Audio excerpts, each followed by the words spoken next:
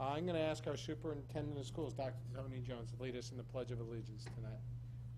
I pledge allegiance to the flag of the United States of America and to the republic for which it stands, one nation, under God, indivisible, with liberty and justice for all. All right, and thanks for being here.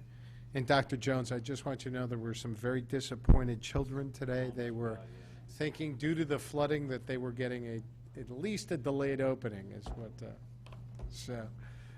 But congratulations on getting the schools open, and to you and your team. Tonight's agenda, we have the review the current state of the town's pension and OPEB funds, to review the Board of Education's fiscal year 2018 year-end financial position. We are in the middle of the annual audit at this point.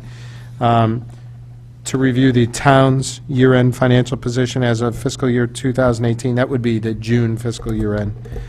We're going to hear a cost update on the pile cleanup that DPW is managing for the town. Then we're going to act upon recommendations from the Chief Fiscal Officer, carrying over funds for encumbrances from one fiscal year to the next. Hopefully we'll have a quorum by that point. And then we're going to consider and act upon a request from the Chief Fiscal Officer to approve various transfers. So does anybody have any questions, comments, or concerns before we kick this off this evening? Seeing none, we're going to go to item number 1 on the agenda, which is to review the current status of the town's pension and OPEB plans. And I think Mr. Mayor is going to walk us through this evening. These are our standard quarterly schedules. Go ahead, Mr. Mayor. Yeah, these are pretty standards. If you go to page 3, there's no major activities that took place within the pension plan. No changes in investment vehicles.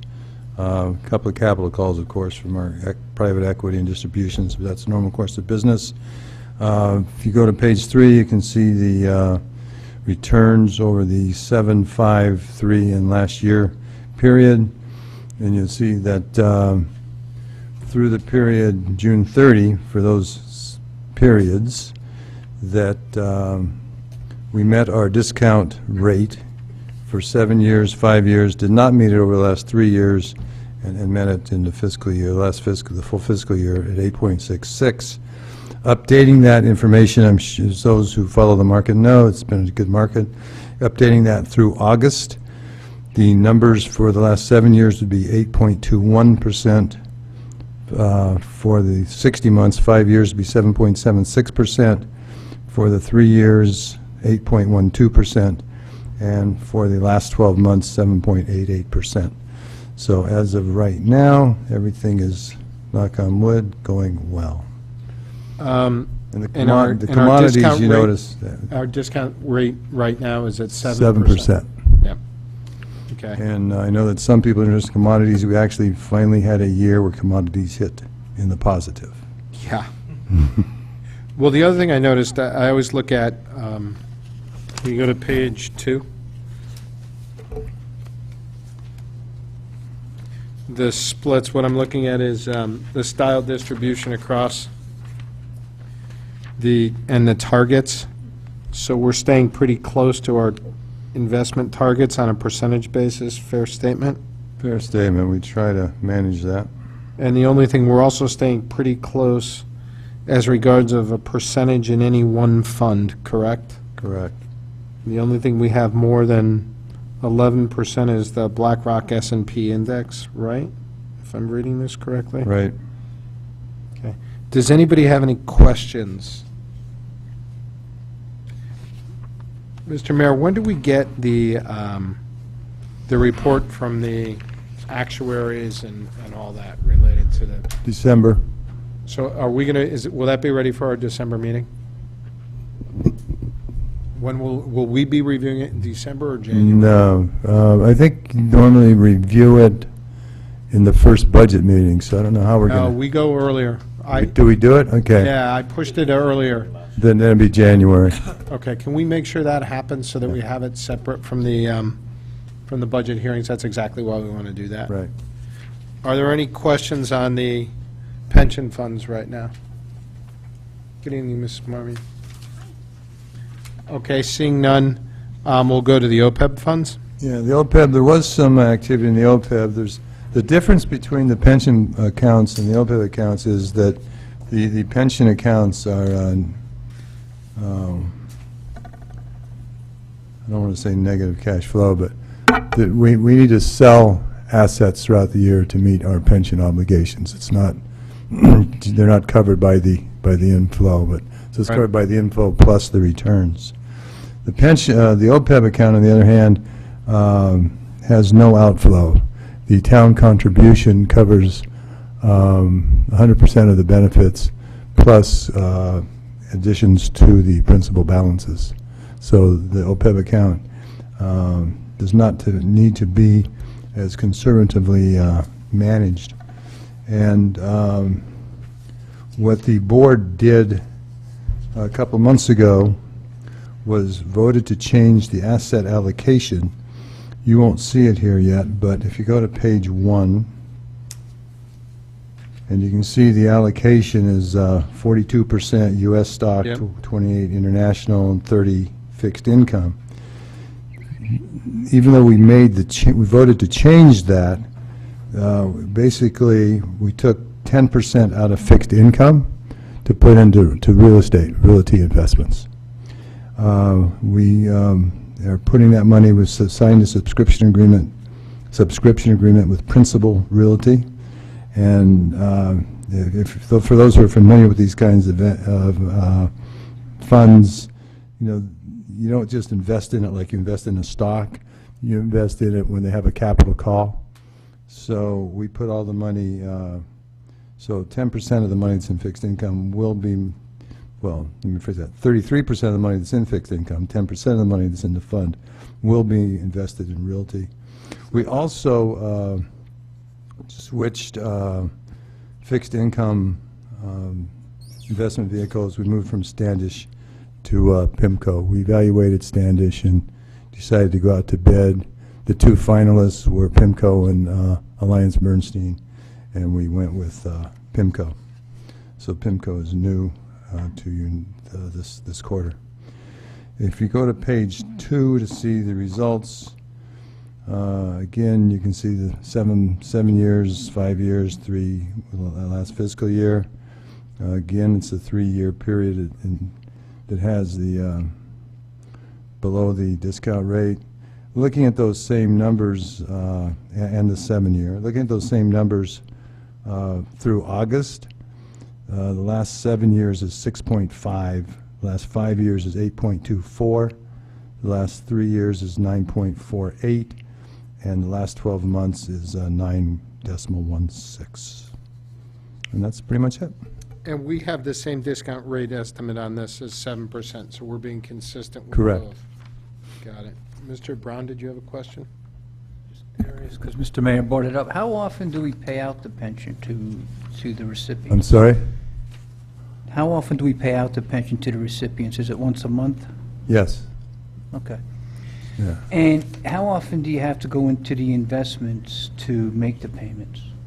The ARC is about $8 million, and the, that's right, about $9 million, and each plan, i.e. the public safety plan, police and fire, and the town plan, monthly payments are about $1 million each. Okay. Thank you. Anything else on the OPEB plans? All right. Thank you, Mr. Mayor. The only other thing I make, that the board has talked about what's going on with the defined contribution plan. We have chosen a new record keeper, chosen a new administrator and fiduciary, and as of this month, have mapped chose a new set of funds for investment. We reduced the portfolio from about 70 funds to about 28 or so, 11 of which are target date funds, retirement date funds. So we made it much simplified. We also, in this process, reduced the administrative costs to the members by a point to a point and a half, depending upon which type of funds they're in. And we basically, I think we're probably amongst the, if not the lowest, certainly among the lowest of administrative costs. And, you know, we're using, and the fund that was chosen for record keepers, ICMA, excellent education, excellent website, and the fiduciary that we've selected is Hooker and Holcomb. Thank you. I've got a series of questions on this then.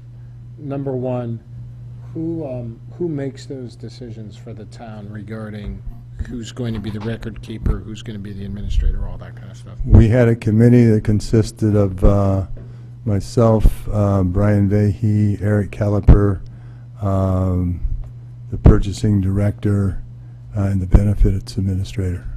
Has that been formalized as a separate committee to be empowered? I'm just concerned about a fiduciary responsibility. No, well, We talked about this previously. right, basically the agreement we have, there's 328s and 338 agreements with your administrators, with a 338 being a fiduciary agreement, so the town has entered into a fiduciary agreement. So Hooker and Holcomb, now that doesn't mean we've shed all fiduciary responsibility, don't get can't. me wrong. But Hooker and Holcomb has signed up, so they equally share the fiduciary responsibility. And as that, they have, they select the plans. So that committee selected the record keeper, and then it selected Hooker and Holcomb as the fiduciary and the administrator. Hooker and Holcomb, and then worked with us for the transition, and they were the ones who selected the plans. Now, how about these plans being audited? Have they been audited? Will they be audited moving forward? They're getting to the point where they probably need to be, no? Well, they're audited as part of our annual audit. Okay, but that's not a separate opinion on these plans. Correct. Do you get a separate opinion on these plans? No. When is the requirement to get a separate opinion on those plans? I'm not aware of one. There is when it's a corporation. There might, yeah, there's, It goes to the municipalities are size not, of the yeah, assets. municipalities are not subject to ERISA. Yep. Can you look into it, though? I want to make sure, and I think we did talk about this, so thank you once again for bringing it up. We've talked about this previously. My concern is and sadly this town has a history with the Madoff situation at one time of having an issue with our investment advisors and things. If we have an issue, we are fiduciarily responsible for the employees' funds that are going into these plans. I want to make sure that the town is protected, and Mr. Mayor, obviously I want to make sure that personally you're protected and the members of the committee are protected. So I would be very deliberate and careful here. If you have this committee set up, I would feel much better if there was some type of an appointment to that committee that was agreed to. I would feel more comfortable if we have a policy as to when these plans should be audited, even if we're not responsible to. But I just want to make sure we're doing everything by the book on this, as good financial stewards of the employees' money. Does anybody disagree with that? John, I know you work for a municipality. What do you guys do? Do you have any of these plans? We had a discussion, the municipality I work for, and I cover their board of fire commissioners meeting, and they're the fiduciaries for their pension plans. And we had the same type of discussion where they have that concern. So, and I think they're starting to look into that. The same thing you just mentioned. Yeah. Thank you. So can we get a follow-up on that? Because When you're talking about the DC plan, not the DB plan. correct, Gotcha. correct. Yeah. And, yeah, and obviously, all of these, well, not obviously, but obviously, because it is in the hands of good stewards right now. The selection, we're heavy with American Funds, BlackRock, T. Rowe Price, Vanguard, well-known, well-respected. No, and I'm not Yeah, questioning that. no, I know you're not. I'm just Yeah. offering that as additional Yeah. information. Thank you. Anybody else have any other questions, comments? Seeing none, we'll go on to item number 2 on the agenda. Thank you, Mr. Mayor. And that's to review the Board of Education's fiscal year 18 year-end financial position, and I'll welcome the team up. Thank you for coming this evening, everybody.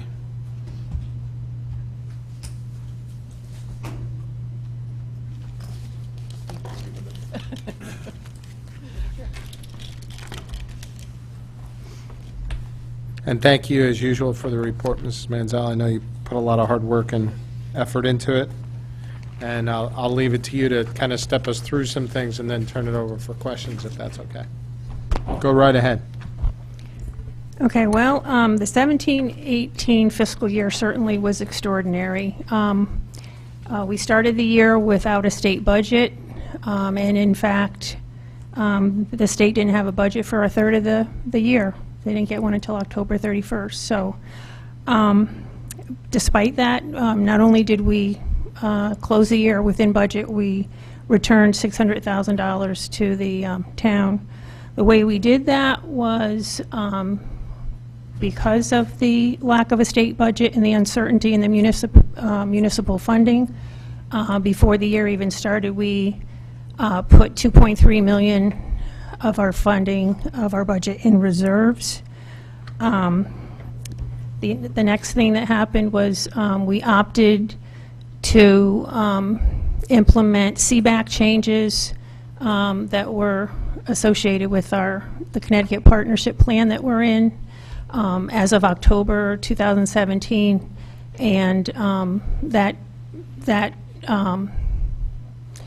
decision saved us $1 million last year. Also, during the budget process, for the 18-19 budget process, the board voted to use $403,000 of that savings to pre-purchase technology in 17-18, and also the plan was to return the $600,000, the remaining $600,000 in savings from insurance to the town, and that we did do. That's where it came from. So we tend to, sometimes our boards don't always see eye to eye on financial issues, but there's a lot of times that we act in good partnership. So I want to thank you for being good financial stewards on this matter and returning the $600,000. That goes a long way for you, the Board of Education, and the other town bodies working together. And to have those funds come back to the town is truly a good thing. So we appreciate that. I want to say on behalf of our entire board.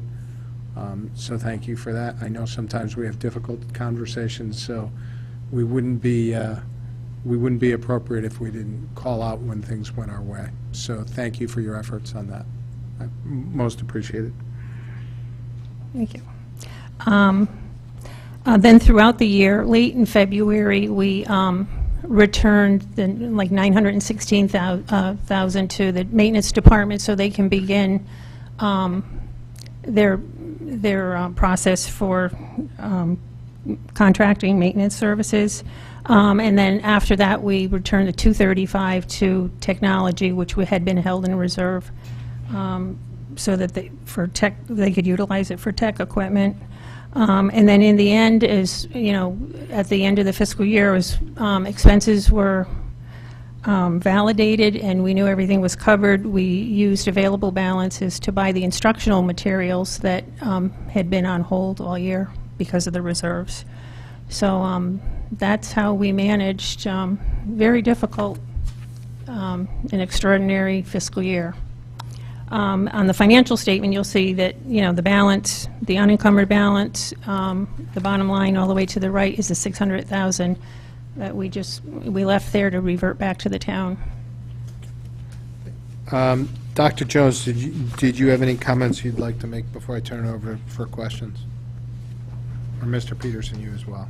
Go No, ahead. I would just concur with Ms. Munsell that it was an incredibly difficult budget year, and I would say those of us that have been working with school budgets for decades, it's probably the most difficult, not knowing what your budget is, and then the wild swings that were coming from the state, where when we're talking everything about retirement to special education funding. So it was a challenging year, and we were very proud of where we ended the year, and that we could be responsible partners with the town and be able to hand $600,000 back in such a difficult year. And we accomplished the projects. That was a big concern, especially from the Board of Ed. We've frozen these maintenance projects, and we all know we don't like to do that, but being able to come back at the end of the year and unfreeze those. And we had about 65 plus projects this summer. It made the summer incredibly busy, but we were very proud of that. And I know we said it before, but once again, welcome to Connecticut. Yeah. I'll turn it over to board members for questions or comments on the Board of Education financial position at this point. Mr. DeWitt, did you have anything? No. Mr. Becker? Please. If you could just point out in here exactly where I'm going to find how you made up the 1 million from the change last fall. You said there was a savings of 1 million. So how would it present within the numbers? Are you looking at the The health one-page insurance. report? So I'm looking at your transfers. Wouldn't there be a Transfer. transfer out of that account? Or would it not present in the, We see the 600,000, I see this. I see this The 600. 403 that you transferred isn't in here, though, correct? Right. I think it's that 600 plus 403. So you'd combine the two, but they wouldn't present in here that way. The 600 is presented, right? 600 is, Yeah, line 600 12, is. Yeah, no, I see that. I'm just looking to see where, Got it. got it. Positive number. I see where, Dave, it comes out more on this page if you go Go to to there. Overspent, correct. got it. I'm sorry? On this spreadsheet, a positive number means that you're under budget. Right. Correct. Other questions on this? Ms. Marmion, and then I'll go to Mr. Walsh. No. We did that on purpose. Thanks very much, and congratulations on really kind of, I don't know, saving the day to a certain extent, and thanks for making good on that contribution back to the town. I'm just curious, I know we're focused on this past year, but looking forward, what do you anticipate? I mean, I feel like we were somewhat lucky. Obviously, there was a lot of planning involved, and we got through the year, but looking forward, what do you anticipate? Are you talking about next year's budget or this current fiscal year? Next year. We're just now really beginning to build a budget, a draft, and we're not even starting with the budget. That's too far along the trail. We start this time of the year meeting with staff, all of our different departments, all of our school sites, looking at our needs. We just finished a special education audit, and that looks at things like staffing. That will be presented to the board, was supposed to be last night. So we're gathering all of that information, and then we will start building what the needs are for next year. Just from the state, what you're hearing from the state, what do you anticipate, or what are you hearing in terms of funding for special education? You've heard nothing, so there's nothing for us to, it's kind of a blank slate that we're working with. It seems like right now they're staying the course. I assume that will be the case for this current budget. You know, the following year, who knows? But we're not hearing that they're looking at reducing anything of major magnitude. Are you? No. And the special education, you said there, you just completed the audit, you're going to present it last night? Is that what you just, They were supposed to present it last Okay. night, but it will be rescheduled because of the. how are we trending for this year? I know that we always talk about outplacements and costs, et cetera. Can you just give us, I know it's not on point exactly, but I'm just curious, Yeah. looking forward. To be honest, it's too early in the year. Our official count is October 1. But just as a reminder for the board, our special education actually trends lower than the state. We are around 12% special education. The state is closer to 15. And there are some pieces in the audit that actually point to that. We do a really good job. As far as outplacements, just as a reminder, those are going to change all year long. So if I even gave you a number tonight, it would be different next month and the month after. But October 1 is that official count, where those are the numbers that we use that go in the budget. Other questions? Mr. Walsh? Hello. Could you, was any of the funds that were spent for this budget? Microphone, please, sorry. Were any of the funds that we were expended for this budget year for this Chromebook project at all?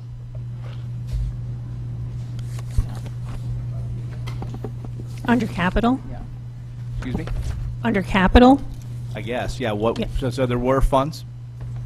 Yes. How much of the 2017-18 budget was spent on that Chromebook project?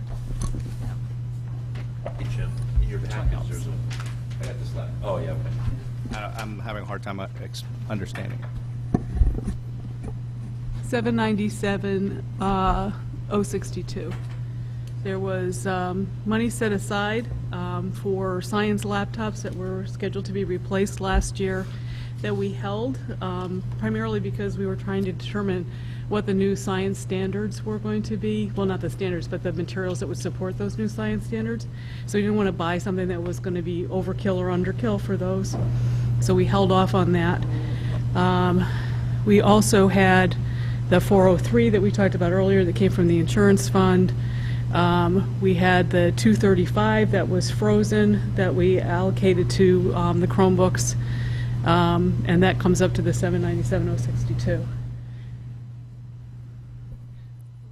I don't remember hearing during the budget season any discussion regarding this Chromebook project, nor during any of the quarterlies about anything regarding the Chromebook project and what you were holding back and what you were planning on doing. Can you explain how that all came to be? Yeah, it's actually in the budget, and it was part of the budget process. And we, as a matter of fact, I went back through even my Q&A and my questions. I will say the 403 is probably the trickiest part because you don't see that 403 number. As a reminder, the 403 came from putting back in the materials and supplies in the 18-19, and in doing that, it was deciding what is the easiest thing to pre-purchase, and so pre-purchasing technology is where that number comes from.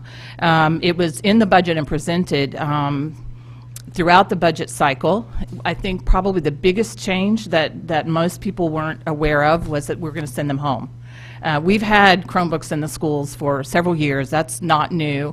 At the end of the school year, as we got through the budget cycle, the teachers had requested that we not put the carts in their room because they feel like there's not a lot of room. And that had been the model throughout the year.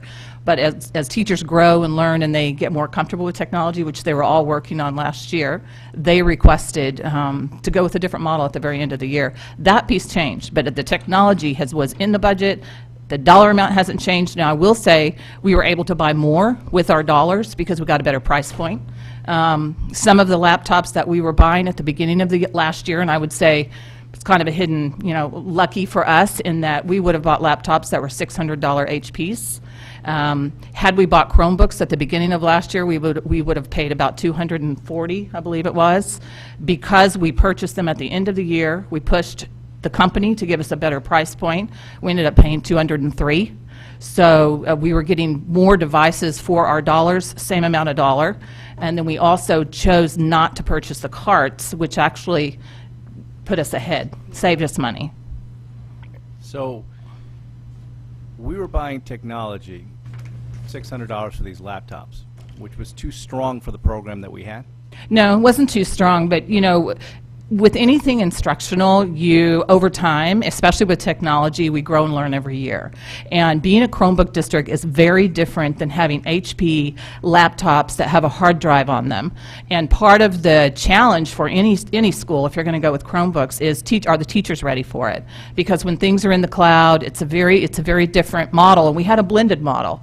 And part of our decision making over the last couple of years is what is that model going to look like long term? What are we pushing out into the classroom? We're still going to have some areas like our career tech where you're going to have some really high-powered desktops for kids to do what they need to do. But what our teachers now were ready for and what our students are ready for, we felt very comfortable that going with a Chromebook model, which is highly efficient for the school district and accomplishes our teaching and learning needs. And when did you decide to do this? Well, we've been buying Chromebooks for a long time, and the Chromebooks were in the budget. And if you actually look at some of the questions, even from that were asked at the board meeting, we gave a breakdown of Chromebook and license. The question that the Board of Finance asked was, you know, we were pre-purchasing technology, but this board actually was more interested in the materials allocation question. You actually asked us what we were doing with that, and we answered that it was technology, but the question was more focused on the materials and allocation piece. The three-year tech plan that we were running under was very focused on moving us to what they call open educational resources or cloud resources. We were trying to get unburdened from the capital requirement of servers and infrastructure, and leveraging the fact that education, fortunately, gets free access to both the Google and the online Windows platforms. I think we had a conversation about that during the budget hearings last year, like what are we doing to reduce our footprint in our cloud and move to the cloud. So as Dr. Jones indicated, we have been in a hybrid mode, and what we determined last fall was we were ready to take that leap. We had prepared and changed enough of our curriculum and instructional materials to allow teachers to actually utilize a cloud-only resource, which is what a Chromebook is, and start migrating away from the Windows devices that are more traditional and allow the desktop applications to run on them. So it's really a move in the right direction to save the town financially, as well as meet our instructional obligations. I'll also add that I did a survey of my peers around the county as well as the state. We're one of the last districts to go with a Chromebook one-to-one initiative or a full BYOD plan. Most of the people that have gone BYOD have eventually moved to the Chromebook world. So it's not an unusual thing to have done, but I just think the timing was right for us. And how does the program work? So each child in these classes that you've laid out here gets a Chromebook, and they're able to bring them home. And what happens if a Chromebook gets damaged? Who's responsible for that? Is the district? I can't believe the child can be, because under the statute, they can't be responsible for anything for their own free education. Well, it is a free and appropriate public education, but if students are not treating their devices with respect, let's say a student decides to throw it out the window, they are responsible for that under our disciplinary policy, just like they would be our calculators that actually really cost more than the Chromebooks. Our textbooks, it's the same thing. We've been charging students for irresponsibility for textbooks for years, and a good example of that would be our calculus textbooks, and the online version and the hard copy are $250. They're expensive. So if they're irresponsible, if a student accidentally, you know, if something happens to it by accident, that's different. And we're going to make sure, let's say the keys come off, or, you know, and they're not being irresponsible. We would treat that like we would a textbook where the binding falls apart, anything else like that. So if some kids have spills at home, water damage, that's considered accidental? If they have water damage, if they did that 3 times or 2 times, we would be calling the parent, having a chat. And that's part of our decision-making also right now when we look at, you can insure these devices, but if you do that, is the insurance just to meet the minimum standard? Are you paying more in insurance than the rate of loss? And so what we did before we went into this is check with other districts, and I was in a district where we insured all of our devices, but we were purchasing $700 devices. The price point is so low on these, like we say, it's lower than a textbook for most of them, that the rate of loss that we would expect, and by talking to our colleagues all around Fairfield County, is lower than the insurance would have cost. I actually reached out to the town insurance, thank you Mr. Mayor and his team over there, who helped actually get quotes on insurance, got a really great number on insurance, and in the end they advised that, look, as we're talking to the insurance people in the other school districts, they're not insuring these, that the rate of loss is low. And then, so you'll keep track of every year, and we'll be purchasing some every year to have us, not only for the new classes, I guess. Right, we have a replacement cycle, which you do see in the budget every year. That'll be part of it ongoing. How many do you think you'll be buying every year? Well, I think what you'll see in the budget request for next summer will be for 2 grades at the middle school. The 7th graders will carry theirs forward to 8th grade, and it'll be for 6 and 7. We haven't decided when we would onboard elementary, their instructional process is obviously different than the secondary schools, so, to be continued. From a replacement standpoint, we're going to be taking, I don't want to call it surplus equipment, but the equipment that's no longer necessary at the secondary schools down to elementary to augment what they have available to them while we continue this process. So it's hard to know. I do think you'll see some reduction in the overall requests for replacement equipment, but that'll be for the computer side of it. There are still other things that we purchase, audiovisual equipment, printers, things like that. But I think you may see some of that also decline because now that we're using collaborative tools, we don't have to print out as much stuff. So again, it's all a cultural shift. It's getting people to think, oh, I don't have to print that because I can share it electronically now, and some of those changes in practice. So we're adding several classes on next year, 6th grade, you said? Well, it'll be 6th and 7th because this year 7th graders will be 8th graders next year. Okay. So roughly a couple thousand devices. And then is there plans to further expand the number of grades that get Chromebooks? Are we going to be going down to 4th and 3rd, and, there's the whole elementary school going to soon have one? Mr. Honahan and I have had this discussion, who's sitting behind me, who is our Executive Director of Digital Learning. And I'll be very honest, I'm not an advocate. The community may say differently. I'm not an advocate for sending devices home in elementary. And if you see what we're doing with our innovative learning right now in elementary for STEAM, it's all hands-on, it's collaboration, it's using their hands, they're using engineering design. Now, they must have devices available in the schools because our kids are assessed starting in 3rd grade, and we do feel like to some extent it is hurting us a little bit instructionally, even in our student achievement, because our students don't get the same amount of practice as some of the children in the other localities around us because we just don't have enough devices. What I have done previously, and I think this alludes to what Nancy was saying, is that when you retire the devices after 4 years, like in high school, the vast majority of those can go down to your elementary at no cost. You may get a year, you may get a 2-year, but once you start that cycle, it's happening every year. So your elementary has very, very little cost to be able to have enough devices for them to have the access that they need for the instruction and the expectations for assessments. What is the life use in years of one of these devices? Because really it seems 6. as though technology keeps changing, and you're going to have to keep changing devices within 4 years. The average life is generally 5 to 6 years, depending on the usage and the care. But the units themselves are pretty much around the 5 or 6 year mark. And I say iffy like that because one of the things with the Chromebooks is the operating system is something that's downloaded and updated automatically. Unfortunately, there is forced obsolescence with Chromebooks where they stop updating the operating system, so you lose some of the security features that we are very cognizant of. But they keep moving the bar. We're not anywhere in that risk area at this time because we bought our first Chromebooks about 3 years ago. But there are other sister districts of ours that were very much in a panic about a year ago, thinking they had a very large number that were going to have to be replaced, and they hadn't anticipated that. And then I think Google kind of heard that noise and shifted the dates. So it's a bit of a moving target, to be very honest about it. But we do expect to get longer than a textbook out of them. And I would also suggest that at some point, except for those children that for whatever reason need a hardback book, we're going to be talking about online textbooks all the time now. So all those resources now are in that $100-200 item. Sure, there's lots of infrastructure and there's still the teaching aspect of it that still has to happen, but we are reducing our overall costs while enhancing and making sure that the instructional materials our children have are up to date. I want to recognize Mrs. Marmion, who's been patient here. Thanks very much. So I have 2 questions. First, I should tell you I have 3 kids in high school, all of whom opted in to use the Chromebooks. And I can't tell you, I'm very happy about that. They bring them to school, they come home, they're not taking my computer, it's all good.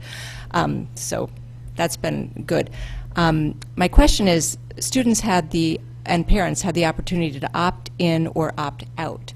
So do you have numbers now? Because I believe all the grades have had the chance to opt in. My seniors just got them, I think, last week, maybe.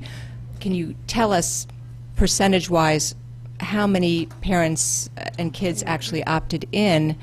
And secondly, is part of this initiative driven by your concern that there wasn't a level playing field for kids who might not have access to their own personal laptop or a laptop at home, or that they somehow were being left behind because everything is, Google Docs, everything else that's required in the high schools at least, that they might not have that access. I think what we've just done, and you feel it when you walk around the district, all the excitement that's going on with innovative learning, is not only because teachers have access to the tools, they know what tool is going to be in their classroom. So as a teacher, I don't have 10 different devices and I don't know how to plan my lessons. Equity and access is absolutely critical. I can't tell you how many classrooms I was in high school where you might be in there and there may be 8 students on a device. The other students are either trying to get one out of a cart, an older one, or they don't have one at all. If our teachers wanted to do something creative and they didn't have a device, it was hard. It was definitely not an equal playing field for all students, and I'm very excited now that I do believe equity and access is in Fairfield, and our students can talk about that. We actually have a video of a young man who speaks to that he was one of the fortunate ones that had his device in class, and in Latin he could use the translation tool, but he had other people in his classroom who could not. I'm going to go to Mr. DeWitt had a question. I'm sorry, could you just answer in terms of how many people opted in? Would that be? Yeah. So, hi, I'm Tom Honahan, Executive Director of Digital Learning. It's a great question that we're still kind of refining the information, because many students said, especially seniors, I already have a device, why do I need a Chromebook? And what they're finding is the Chromebook is doing the job better, and in many cases faster, so that they're enjoying that piece. So we're still holding on to devices from a student standpoint, so if they need it, we're going to eventually, someone says, I opted out, I may opt in eventually. So I'm looking at about 110, give or take, per building, but that number is still very fluid, so we're going to get more information as we move forward. I'm going to go to Mr. DeWitt, and then I'll come back to Mr. Mottola. Thanks, Mr. Chairman. Dr. Jones, I agree with you. We're having this discussion probably more because Chromebooks came home than we bought Chromebooks, right? I did get this note that totals up to the 838, and I went back and I can find all the numbers in the book. I have to tell you, from looking at it backwards, I can go, oh yeah, I get it. That is buying Chromebooks. But when I looked at it originally, I didn't know you were buying Chromebooks. So, and by the way, no part of me wants to be involved in the are you buying Chromebooks discussion. This is purely a financial kind of thing, right? And then I thought to myself, we spent $838,000 with a potential recurring budget of 1,000 laptops or so. And I thought to myself, if my friends in Public Works said I'm going to buy $830,000 worth of stuff, we would lose our minds on them. So I guess a lot of the questions you're hearing, at least from my perspective, is that we didn't know that there was this recurring million-dollar-ish kind of thing, right? And I think we need to know that. I don't want to be involved in Chromebooks versus HP, whatever, but the fact that there's a new recurring budget kind of thing at that level, I think we should have known that in a little more detail. I appreciate the detailed commentary. What I want to reiterate is that the replacement budget has been in the tech budget of the Board of Education for, well, at least 15 of the 20 years I've been here. Yep. A good portion of that replacement budget is now slated to be for the Chromebook initiative and the continuation of that. And roughly speaking, that allocation has been between $400,000 and $500,000 a year. Now, again, like I said earlier, it also includes things like audiovisual projectors and printers and things like that as well. Which is exactly my point, right? Right. But I guess what I'm trying to say is that we haven't really changed drastically in what we've asked for. I actually think over time we're going to be reducing the number. Yeah, when you look at it for one swoop, it looks like a lot of money. Right. With 2 budget cycles. But it is, yeah, it is split between 2 budget cycles. So Right, you got and- last year and this year. And I don't disagree that there's been this recurrent replacement, right? Right. I'm just saying I only speak for myself. I didn't put that together with Chromebooks, and maybe that's just my own fault. And then my last question was, the last piece of your $838,000 didn't show up until July. That was the $214,000, which, by the way, says it's in support of the technology plan, which is a little fuzzy. It doesn't say Chromebooks either, but regardless. So did you not buy any of these units until this money cleared in July, or did you kind of? No, I did it in 2 phases. Two phases, okay. All right, thank you. I want to, I'm going to recognize Mr. Mantola in a minute, but I do want to follow up on Mr. DeWitt, because I think his comments were very close to my own regarding this. And one of the things that I haven't heard, and Nancy, I know we've been working with you a long time, right? I've heard a lot from you, hey, we think it's going to be this, we believe this, it's going to come out of this budget, it's going to be that. To add a little bit of color to Mr. DeWitt's commentary, I remember back, God, it's got to be 8 years, 10 years, I know, it's all a blur. with the fight over the whiteboards, or the smart boards. Our boards, yep. Remember, and we spent hours Yes, we did. on smart boards. So I was surprised that this initiative wasn't a little more called out. And again, I'm not questioning equality, I'm not questioning the technology decision, I'm not questioning the educational value. It seems as though this was a major new initiative, a shift in direction that's going to require additional funding each year, or it's going to require funding each year that we weren't aware of. I don't know if the Board of Education was aware of it, specifically aware of it or not, but I'd like to understand a bit more about in for a penny, in for the pound, what does this mean going forward? You know, it's a little bit, I've got my finance hat on. I'm the chief financial officer right now, no offense, Mr. Mayor. But I'm sitting here, when I hear we think this, kind of this, we're thinking 6th grade, we're not sure, we're thinking 6 years, 5 years. To me, I'm sitting here saying, too fuzzy, too fuzzy. What are the numbers? What is the expenditure? What is the plan? How are you going to replace them? When are you going to replace them? What's the whole thing? I'm not saying you guys don't have it. That's not a criticism. That's just me putting on purely my financial hat saying, what's the deal, guys? Because you've decided to go in this direction, and I'm getting a lot of fuzziness on just, not on where you want to head, but on what the dollars and cents are. And maybe this discussion's happened at the Board of Education. I haven't, you know. Yeah, just speaking for the board, I would say that in our eyes, my sense was the decision about spending the money on Chromebooks was less controversial. The way it was implemented with the sending of the devices home was anew over the summer, and we discussed this at the last meeting. But from our standpoint, in our minds, I think it merged closely with our talking about the new science standards. Which were presented to us, and then when the, during the budget cycle, when we're talking about the purchase of Chromebooks, we recognized that as a board as kind of a natural extension of what we were already doing in the classroom with the devices that were already in place. I guess we didn't see it as a sea change in the way that you're seeing it, which I say is perfectly valid. Yeah, and it's kind of, it's when we discuss a new fire truck or something like that. We don't sit there and grill the fire chief on, is that the right fire truck? For the most part. Sometimes we do, okay? But for the most part. But we do sit there and say, we buy this fire truck, what does this mean over the next number of years? What's the plan? What does it do to our maintenance? What does it do to our replacement? How are you going to utilize this asset? Does this mean we're on the hook for this for the next 10 years? What is the change in technology? Where are the smart boards gathering dust now? You know, all that kind of stuff. And it's the exact same discussion we have when we have issues like that. Well, keeping our fiscal hats on, Right.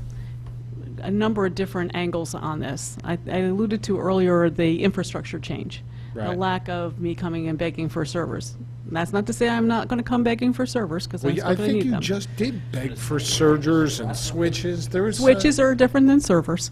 Yes, but I yes. think you asked for both For, you mean, over the last couple of years. Oh, yeah, absolutely. Oh, But going, okay. but going Just so we're forward.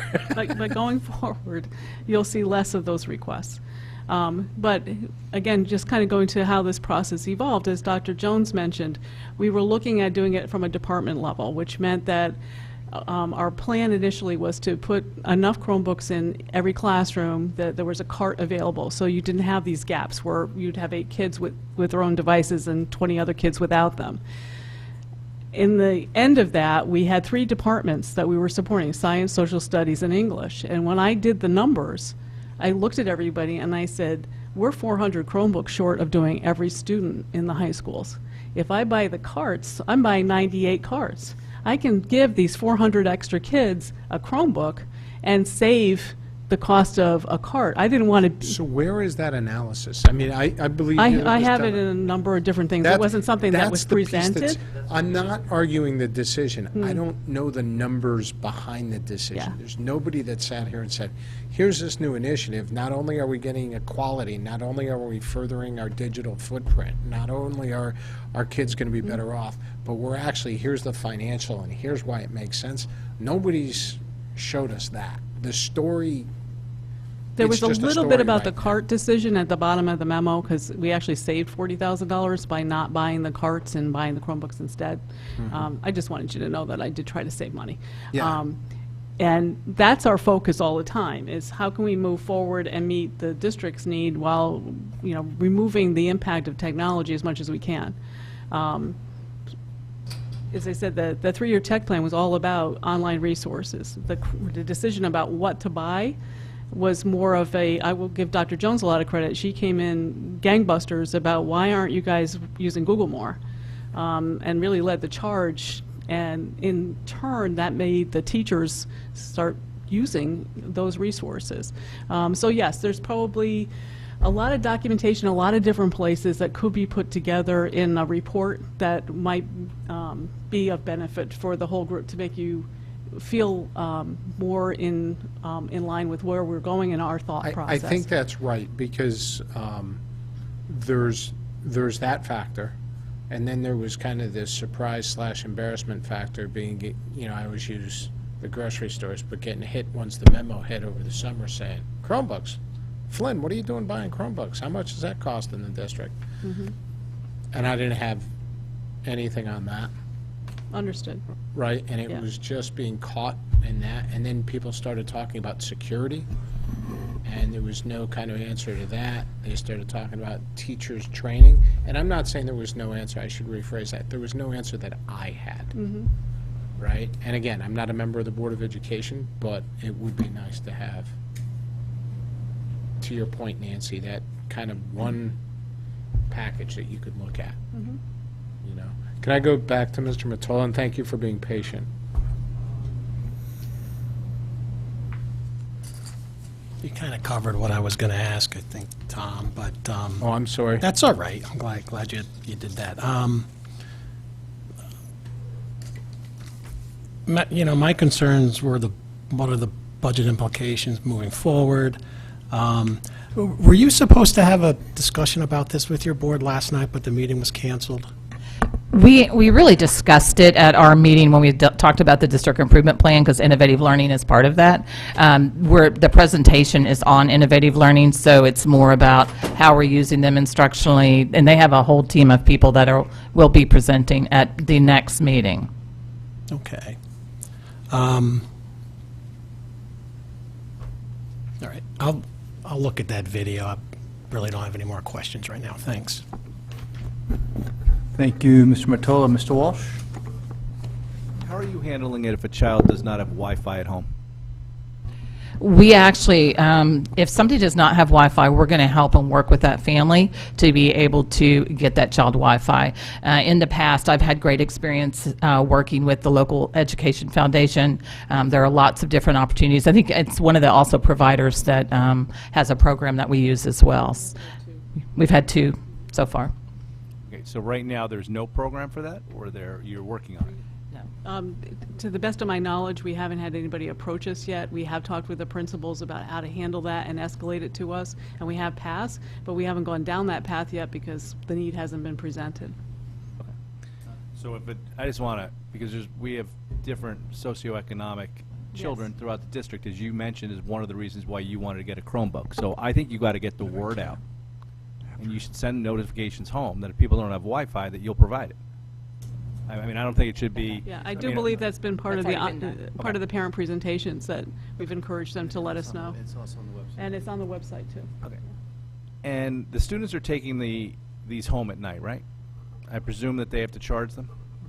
How do you get around that they have to pay for their electricity charge when you have to provide a free public education?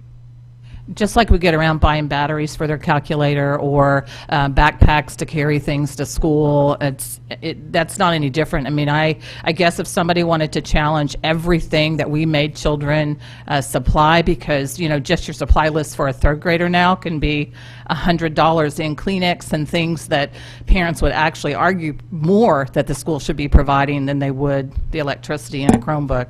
I think the court has erred on our side through the years with challenges, so I don't see that as a challenge for us, being that the biggest issue we would have would be elementary supply list. Actually, the courts have ruled that if it's part of the program, you have to supply it. Not actually, and I don't have the case law in front of me, but I understand free and appropriate in public education, but I will say what we ask parents in elementary to purchase far exceeds almost any other grade level, other than if you have to have a high-level calculator or something of that nature. What type of security do you have on these devices that prevents children from going to sketchy sites, pornographic sites, chat rooms they're not supposed to go into? How does that all work? There's a number of precautions that are built into the device. There are also internet security protocols that we have into place. I'd be happy to talk to you offline about them. I don't want to do it in a public forum because then other people would know how to break through or potentially go around those issues. But we have a number of different things in place. And we also can see the monitoring of what sites the kids have gone into. So if we ever had a concern or a question, or if a parent had a concern or a question, we'd be able to go in and say, this is what Johnny or Mary has been doing. And you can rest assured they weren't doing something they shouldn't be doing, or, you might want to have a chat with them if it's something that they were able to get to that was inappropriate, despite the things that we have in place. Okay, I'll talk to you offline about that. Dave Becker has a question. I think that's financial related, correctly, Dave? Yeah, just a quick one about the cost of the books. You had actually mentioned that eventually perhaps moving to digital and that there was a savings. The only thing is that usually, I think, if I remember correctly, on the library side, when they move from the paper to the digital, it costs them more money. So I just want to understand, is that different with the textbooks? 'Cause When we obviously really, it I think is, it's a great program, but there's really two different components. One is if you're moving just to a digital version of a textbook. The textbook companies have migrated over the last decade that you used to just be able to buy a digital version or a hard copy version. Some of the companies make you buy both. What we're really talking about is a lot of open source that is very current, that is vetted, from places like MIT. I mean, there's some really credible sources, and what you're finding is teachers are starting to build their content and curriculum because it is in real time, and they're not, having those even online versions that aren't updated in the way that they should be. A lot of that's free now. got it. Okay, so a shift in that direction, which therefore might be better and save. Okay. There's Thank actually you. a federal Go back. initiative to that effect. I you can good, talk to you Mr. about it Mayor? if you In want. your budget, if Yeah, you I'm do good, go thank to, you. if you go to textbooks that are digital, could you break that out in your budget? Like if you have to pay for digital stuff, just so you could see what the difference of costs are? We may be able to do that. There are some textbooks now that we have a blended purchase. It's a combo Yeah, so buy. in other words, one comes with the other kind of thing. They give you online access, or they give you the print if you buy the online, something Yes, like that, or right? or you pay just for the online version, and we actually, I'd have to talk to my curriculum leader colleagues, because they do most of the textbook acquisitions, to find out what the split is, but If they tell you they can't do it, not your colleagues, but the company you're buying from, they're not being forthcoming, because for their own internal purposes, they need to split it between a revenue stream from the Understood. digital and the print. Yeah. Just so you know. So if you want to get Appreciate it, Yep. you can force the issue. And then lastly, to follow up on Chairman Flynn's statements, I think it was a surprise to all of us, this initiative. It was such a large initiative in changing the curriculum, actually, that I'm having a hard time, I've seen what your budget was before, but you now seem to be switching over to a completely different model. And if you could provide me, over the last 3 years, how you spent your technology dollars, a breakdown of what you used it for, so that in this coming year and future years, I can see what the difference is on where we're going and where the savings are versus going to this Chromebook model. Can I I could ask do for side by side. clarification? You're talking about the capital funding or all technology? Well, I understand what capital, what would be the other part, software? Well, there's software, there's security, I think we'll get a breakdown of vendor- both, because are there going to be savings on both sides? So, I mean, changes on both There's sides? going to be changes, but it's not all going to be in the technology department. Some of the savings, as we're talking about textbooks, will be in the textbook lines that are in the individual department supply accounts. Can I- For example, the English department or the math department, that kind of The thing. line should start going down, you're saying. Well, I'm not guaranteeing anything, because I don't control those lines, but I believe that would be something we'll see. Can I jump in here and maybe try to provide some clarification? Well, I want to ask a question relevant to Mr. Walsh just asked.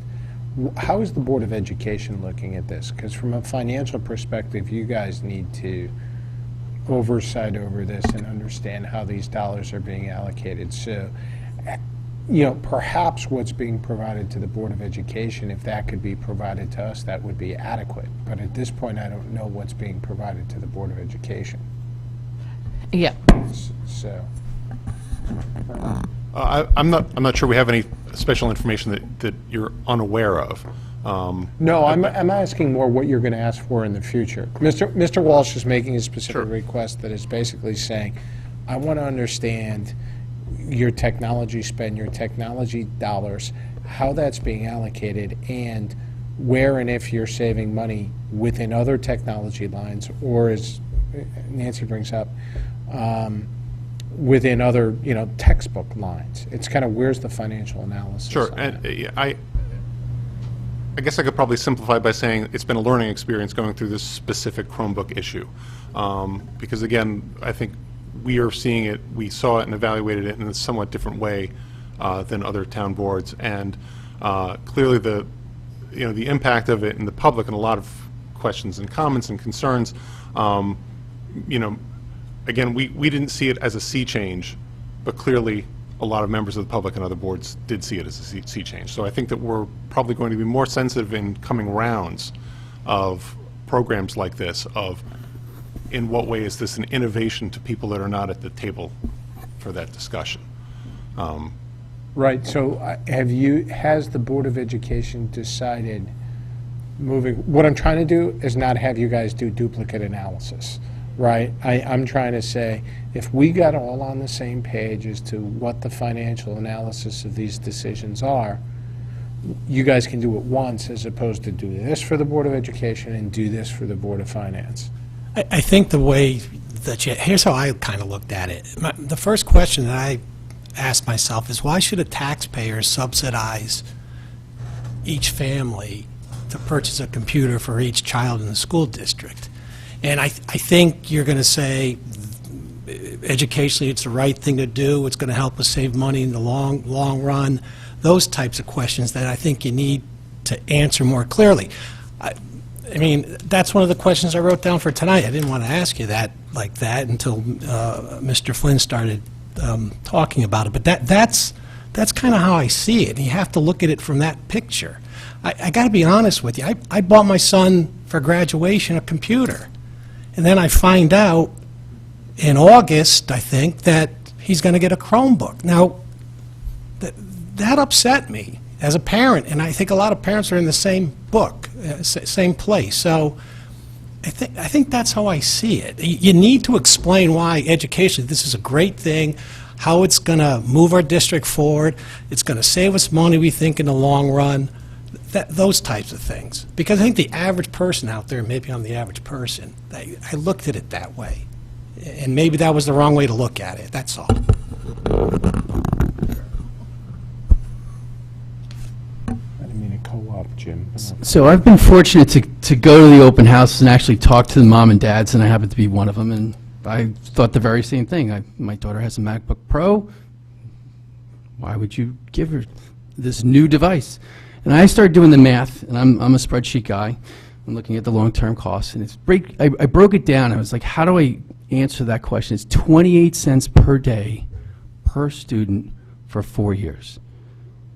Now, the cost savings in paper alone, I'd imagine we're going to have a great return on investment. So yes, there is initial upfront costs, but the other part of that is... There's somebody in charge of the paper budget that's about ready to shoot you. Right now, but I'm imagining we're going to have some cost savings across the board, but it's also the instructional ability to have an equity from the learning experience. It's very different from a child that has a different device, and I saw that in all BYOD environments, if someone has an iPad versus a MacBook Pro versus a Chromebook. So I understand that piece. So that was one of the things that I was talking to all the parents at the open houses. So let's bring this back around. I'm not debating that. I'm not questioning that or whatever, right? It's dollars and cents, right? How are you financially going to know? Because we get a lot of programs that come before us, not from the Board of Education necessarily, although you guys too, but from every other department in town saying, let us do this, and we're going to save you money in these 12 areas. We want to see that and say, where's the savings? And I would assume the Board of Education, who's got to approve all this, wants to see the same thing. So my only comment to follow up on Mr. Walsh was, let's see what you guys are seeing to see if one analysis will do it as opposed to multiple analysis. That's all. And I'm going to, Mr. Mottola. And the other thing you need to show, I think, in the next 2, 3, 4, 5 years is this student achievement related to this? Are you seeing results? And how are you going to measure that?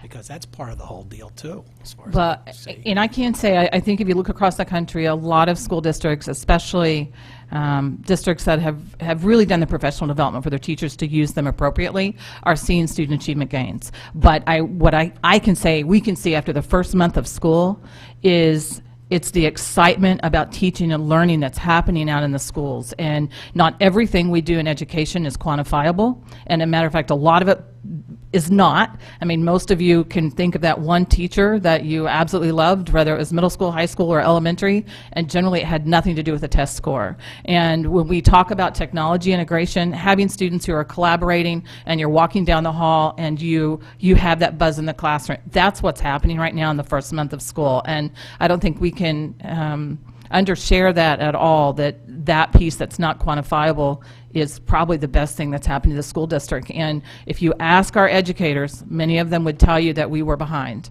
That we were very behind. Our teachers have been asking for this.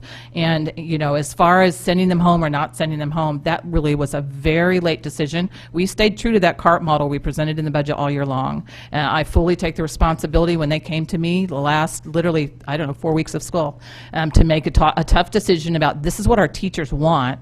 We can do more for our students and actually really catapult us into the 21st century where we need to be, and it's going to have a cost savings to do that. And we made that decision and let the board know that we were not going to put the carts out there. I think it's going to be great in the long, and I do think you're going to be able to see the cost savings. My previous district, I tracked our copying, and I'm not saying we can emulate that here, but the first year, our copying started going down, and it was around 40% less in the first year, and in high school especially. So I'm hoping we're going to see those types of numbers, and it takes some work to find them, but I think we're going to see them. Thank you. Let's go to Mr. DeWitt real quick, and we'll go back to Mr. Walsh. Yeah, we keep going back to why we bought Chromebooks, which I don't want to go to. When I heard Mr. Flynn's question, what I thought he was asking was, or commenting was, he doesn't want you to do to double the work, right? But I think implicitly that means that the Board of Ed has to ask the financial Yes. questions. Everyone else in town, Mr. Flynn, alluded to it, everybody else in town's got to come to us for cash. You don't. You got to go to you for cash. So by virtue of the fact that you're the financial arm of the Board of Ed for at least the allocation of it, right? You've got to ask the questions. Okay, you're buying 1,000 Chromebooks next year. Is there a savings in paper, servers, that kind of stuff? I think that's the real to ask. It's more to the board to ask the financial questions rather than us coming in. Thank you. Thank you, Mr. DeWitt. We'll go back to Mr. Walsh. Well, how are we going to do this financial analysis? Do I have to request it, or are you doing it for the Board of Education? Because I'd like to see how you were spending your financial dollars, not financial dollars, your technology dollars, versus how we're going through this change, and how now they're going to be spent. So that I don't see all these servers being purchased like you mentioned, that there's going to be a lot, you use your words, a lot less. Are there going to be a lot less, or are we still going to get that same number? So I'd like to try to keep track of it, and has this presentation or numbers been, so I don't duplicate the effort, as Mr. Flynn said, been made to the Board of Education? Do you have that documentation in hand already? No. Okay. I think then it needs to be done. Both our boards. And take into account all costs. And I might say, I do think it's different looking back and looking forward. And one of the biggest mistakes we could make as a school system is to try to say in 5 years we're going to be spending X, Y, Z in technology that changes every single year. And we could have stayed the course with the CART model and spent more money, got fewer devices. I mean, we could have done that. And that decision, again, that was made at the end of the year, I own that decision. I will do the very best we can to do an analysis of what we've spent our dollars on, what those are categorically, where we think that we're going to have cost savings, but until we get into next year, you don't know exactly where those are. And things change in the education market all the time, every year.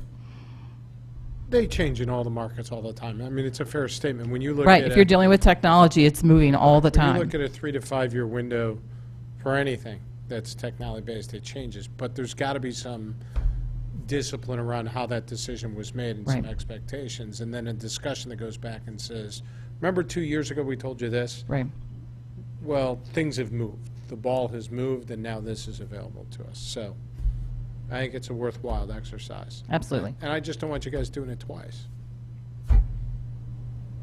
And the other thing will be interesting to hear is how the program goes along, because I know people started off buying Teslas, thought they were the greatest thing. This whole first month thing that you talk about, it was all great. Now they can't wait to get rid of them. I think the great thing about this, though, is school districts have been doing this for a decade, and so we're not out in front running like buying the first Tesla. The Tesla's been out there for a while. We've been able to learn from other school districts, and that's invaluable for us. And it'll be interesting to hear about how the teachers like it, adapt to it, or whatever. I mean, I received September 8th, a text message from a teacher at the high school. I didn't ask one question about it, but they had watched our board meeting. And I'll just read you one of the quotes about the program. So you said that all the teachers wanted it. Is it the union wanted it, or did the majority of teachers? Speak to that. The tech committee. This was part of the initiative of the tech plan, which is managed by the technology committee. There's about 26 people on that committee. As I said, it was part of a 3-year plan. There were teachers involved in that group. As a matter of fact, quite a few teachers and administrators, and basically folks from every... The FEA has spoken to it publicly. You want to say that? And I will say FEA and our president has spoken to it, not only with me, but spoken to that publicly, that they wanted us to move forward with technology and that we were behind. So yes, the FEA supports this. Because this teacher writes, I'm watching the BOF meeting on Channel 79, and I disagree with the BOE guy saying teachers didn't want responsibility for managing classroom secured sets of Chromebooks to use in the class rather than give all the kids the devices. Don't know the cost difference between the class sets of Chromebooks versus all kids getting them, but the idea that 28 kids in my class will all consistently bring charged and working devices is a freaking joke. That's his end quote. So, I mean, obviously this entire thing has to be figured out, but it'll be interesting to hear how that all works. Yeah, and we appreciate that. If we could ever get any initiative where 100% of our teachers would absolutely love it, we would know we definitely, have something amazing. But we're always going to, yeah, but there's a lot of excitement for it, and I think you'll hear that through the students that are out in the schools and our teachers. Okay, so you guys are going to prepare some type of financial analysis to show me what the last 3 years are so I can see how we got to this point, and then at least take me up to today. This way, when we go through the budget next year, we can follow up with questions. And I think as we go forward next year, we should get a specific sheet on what is your technology spend going to be for next year. So, just to be prepared. I have 20 years of workbooks of what we plan to do, and I can certainly put those together. That'd be great. We typically used exactly what we said, used the money for exactly what we said we were going to use. I can't think of a time where we didn't. The replacement plan's the one thing that moves around a little bit because we have a chunk that we spend on the definite replacements that we've targeted because they're end of life, and then there's another chunk that's for things that died during the course of the school year that can't be anticipated, just wear and tear and that kind of thing. So that's always the question mark stuff. So I do an estimate based on past history for that. But anytime you want to come by and look at 20 years of those workbooks, you're welcome I don't want to to. look at the 20 years. I'm just trying to see where it's gone in the last 3 years Yep, no problem. to now, and this way, when we go forward, it'll hopefully limit the number of questions we have when you present your budget next Yep, no, March, April. it's fair. I'll be happy to pull that That'd be together. great. Thanks. Thank you. Any other questions? Any other questions for the Board of Ed whatsoever? Seeing none, thank you for being here tonight. We appreciate it. Thank you, and good luck with the initiative. We look forward to hearing more. Thank you, and good luck. All right, God bless you. I'm going to take a 5-minute recess, and then we'll come back and we'll do the town's financial position pile cleanup, and we'll go from there.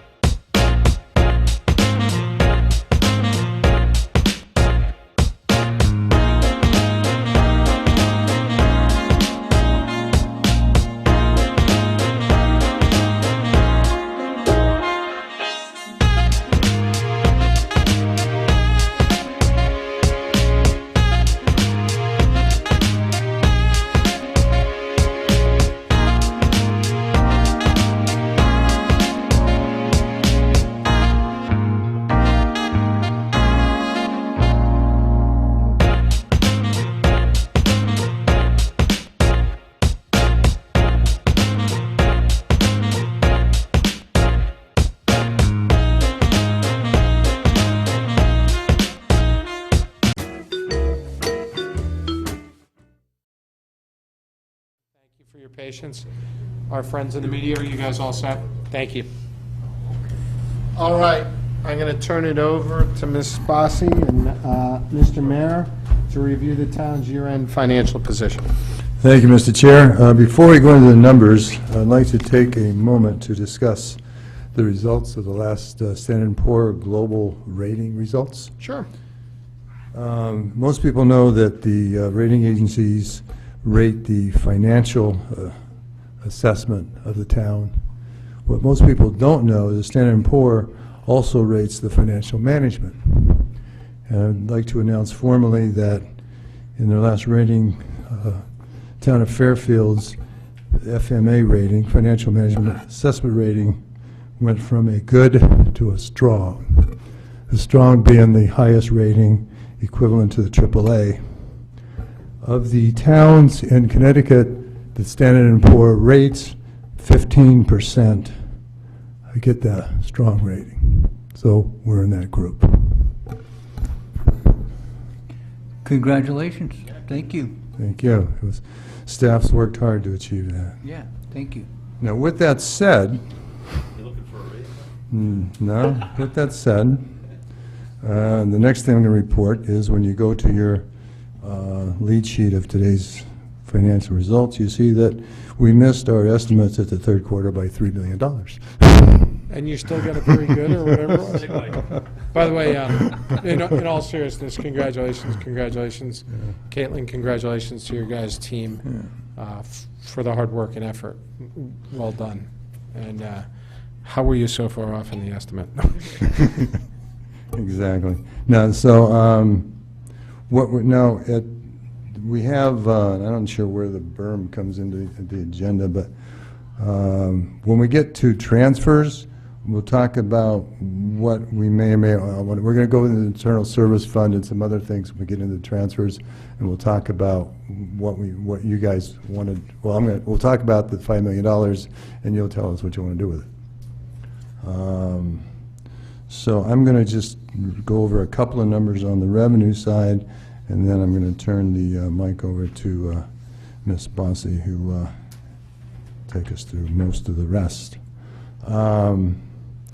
On the current and prior year taxes, you see that we had a quarter ago, we thought we were going to be unfavorable by $1.2 million. That $1.2 million turned into $241,000. And basically, that's a result of three items. The collection rate, which was, for the first time in the history of Fairfield, as I'm aware, was actually over 99%, which produced an additional $600,000 of revenue. And the other aspect, one of the things that we do at the end of every year when we reconcile munis to the tax collection, there's always, for the overpayments always cause either a negative or positive, a debit or credit adjustment, and we're never quite sure what that's going to be. And this year that was a $209,000 positive adjustment. So, and then that's in the current year taxes. And then we also had a positive $163,000 in the prior year tax estimate for a total improvement there of $962,000. So any question on taxes? All right. Anybody? Go ahead. All right. The second number I'm going to look at is investment income. Are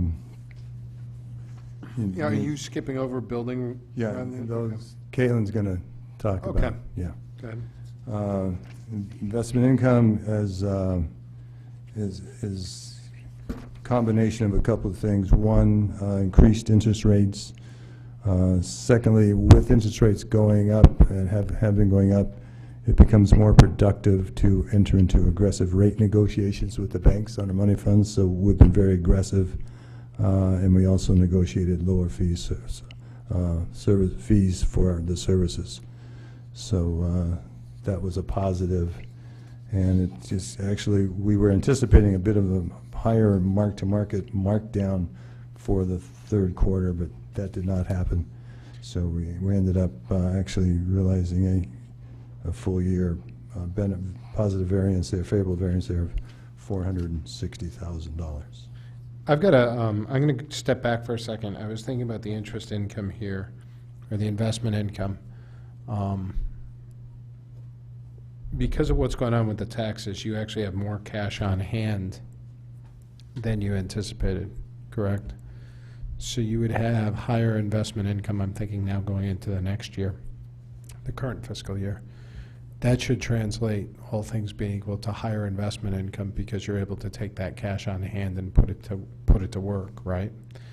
But the downside to that is because you collected so much more in tax than you thought you were going to collect, and most of that is timing, does that mean we're going to have a shortfall in revenues in fiscal year 2019 from funds that you thought were going to come in this year that actually came in last year? See what I'm saying? No, I mean, the current year tax is budgeted at a higher collection rate than historical. It's budgeted at the 3-year average. It's not budgeted at the prior year. Right, So- but I guess what I'm saying, though, is you collected at a much higher rate than you thought, over 99%. Oh, so you're saying that the prior year taxes might be less? Correct. Yeah. You've got less The outstanding. prior year taxes always have the potential fallback for a tax sale. Right. I just don't know what our exposure, I guess our exposure is less than $1 million, but there's a potential exposure there. Just because you did much better, I mean, it's a high-class problem to have. Right, no, and it's doubtful it will have a 99 again, but I don't want to say doubtful, but it's the first time, so you don't want to expect a repeat. Okay. All right, Ms. Bossy. The other revenue items were the building revenue.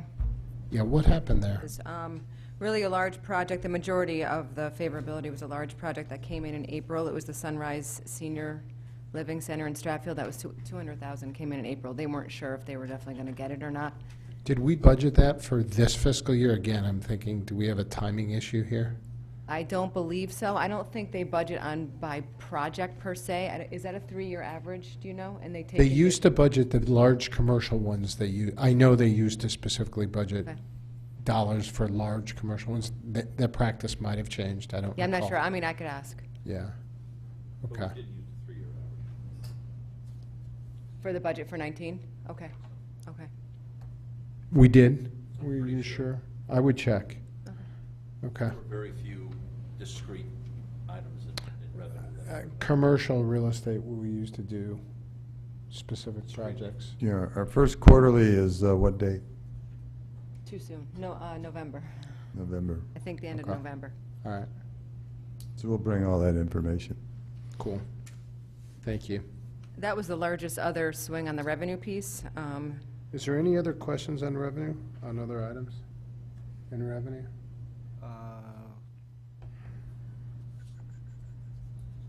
I mean, we hit the taxes, we hit the investment income. How did we- the other go down by Building. $250,000? There was going to be a paving reimbursement coming in, but the paving did not get done in June, so that will be a fiscal 19 event. So we'll have $250,000 more in the 19 budget, fiscal year 19? Yeah. So that's a good guy. Be over budget then. Against expense. So first quarter, we should be showing $250,000 above. Well, I'm not sure if all the paving's been done yet, but I'm saying it's a Okay. 19 event. It was not done in June. All right. Any other questions on revenue? Seeing none, let's go to expenses. Okay, the biggest driver, or not the biggest, but one of the bigger ones was on the vacancy, Yep. which was a swing of about $290,000.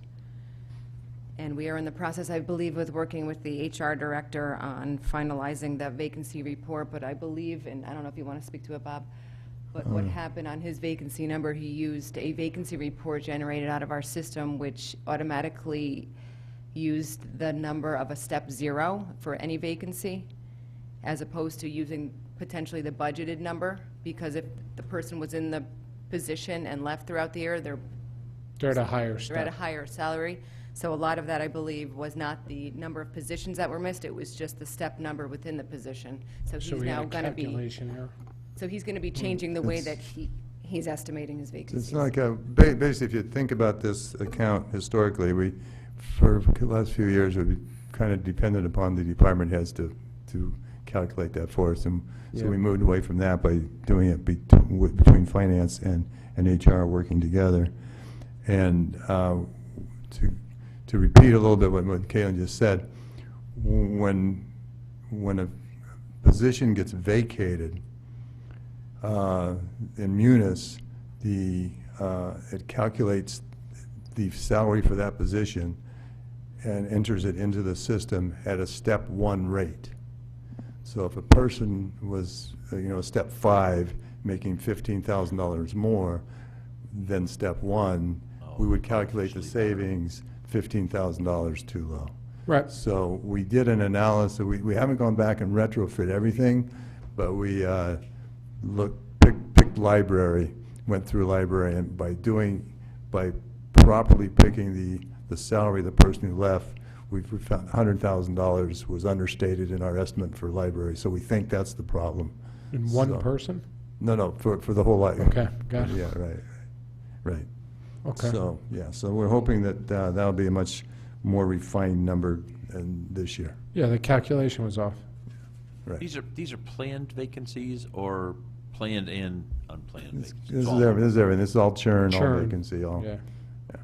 So has this always been the case, the way it was calculated? Just this year bit us in the butt, or is No, this no, sort no, of no, this year, no. record?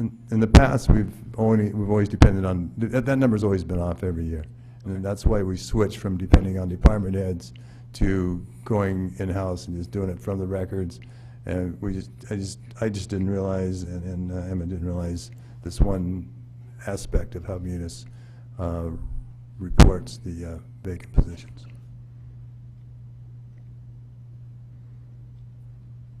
Okay. Anybody else on this item? All right, keep going. Okay, we'll skip over Public Works for the moment. We'll just continue down the list. Heart and hypertension, we had an estimate of a favorable 100. It came in at 219. There was no large claims paid out this fiscal year. You just never know when they're going to hit and when they're going to happen. Yeah. So we had one hit in the fourth quarter? No, we're more favorable. We're than more we favorable. thought. More favorable, okay, Yes. okay. It's a Yes. positive. IT had some favorability, and again, I think we spoke about some of this on Q3. It was actually a touch less, but they had a Microsoft license favorability, and then they aligned their Munis payments, which was all in the comments of Q3 for the most part. Police went up somewhat, basically due to low long-term sick and injury leaves. It was all in the overtime accounts, all their favorability. They had some long-term items, as I recall. Have they been resolved? Do you know? I don't know. It's the fire that's had the Yeah, fire's the one that we've been speaking significant about. long-term. Okay. These haven't garnered the, The attention. we haven't really spoken about them, but, So was- we've had savings in most of the overtime accounts for the police department in the second half of the year. correct. That's a lot of it. A That's a lot. big change between third and fourth quarter in terms of that estimate. Is that all that's going on there? Really, if you look at there was 185,000 out of two accounts. So, yeah. Everything else was just small ins and outs. Yeah. What's going on with the libraries? Basically, that was, a lot of it was, the programming was cut, the One Book, One Town was cut, the hours. So why'd it go up so much, I'm not sure. I think between the change of directors and not having a firm handle on the analysis, so I think that's going to get better going forward. Really, it was. What happened with the One Book, One Town? I'm sorry, I don't recall. They did cancel. I thought I saw, yeah, go ahead. Yeah, I believe it was money. They had 148 grand. Obviously, they had money. I think it was also an organizational thing. We'd have to talk to because there was a transition with the new director. They were down a lot of staff, and with the director, I think, the change in the director, and I think they were without a director for 5 months, I believe, in this fiscal Gee, year. I don't think remember it that. was I in- just Yeah. I think- total forgot that was canceled. I just assumed it happened like it. I think early on in the year, some of the programming was same with the reduced hours in the library that were at the beginning of the fiscal year. That part I knew about. Yep. Interesting. Okay. Yeah, similar to what happened to the Board of, if you remember at the beginning of the year, like the Board of Ed pointed out. Yeah. We didn't know what the funding was going to be. It turned out we were way too aggressive in savings. We had no visibility. I mean, that's Exactly. That's not the bigger issue. That I just didn't know about the one book, one town. I knew about some of the other things. Yeah. Okay. Go ahead, continue. The fire came in just a slightly more favorable than he thought it was going to be, nothing too big. Unemployment got more favorable the last quarter as well, slightly. And the other is just, you're going to see some of them on the expense detail comment lines. There's just a lot of 15,000, 18,000, 20,000 in total budgets that just came in under this year. I mean, it was 54,000 in human resources due to Kerma reducing its premium from its original budget, lower advertising costs due to not having to advertise for top positions. There was 400,000 in just small, and you can see it on the Munis reports, small operational variances, excluding vacancies, in about 15 or 20 different departments that really didn't even hit anyone's radar in terms of the quarterly because it was under the threshold. So really, in my opinion, these could have actually gone either way. We're just lucky that they So went. what do the department heads say when you ask about this? I mean, I understand from your perspective, you're not looking at every line item every month, but the department heads who come here and sing for their supper every March, right?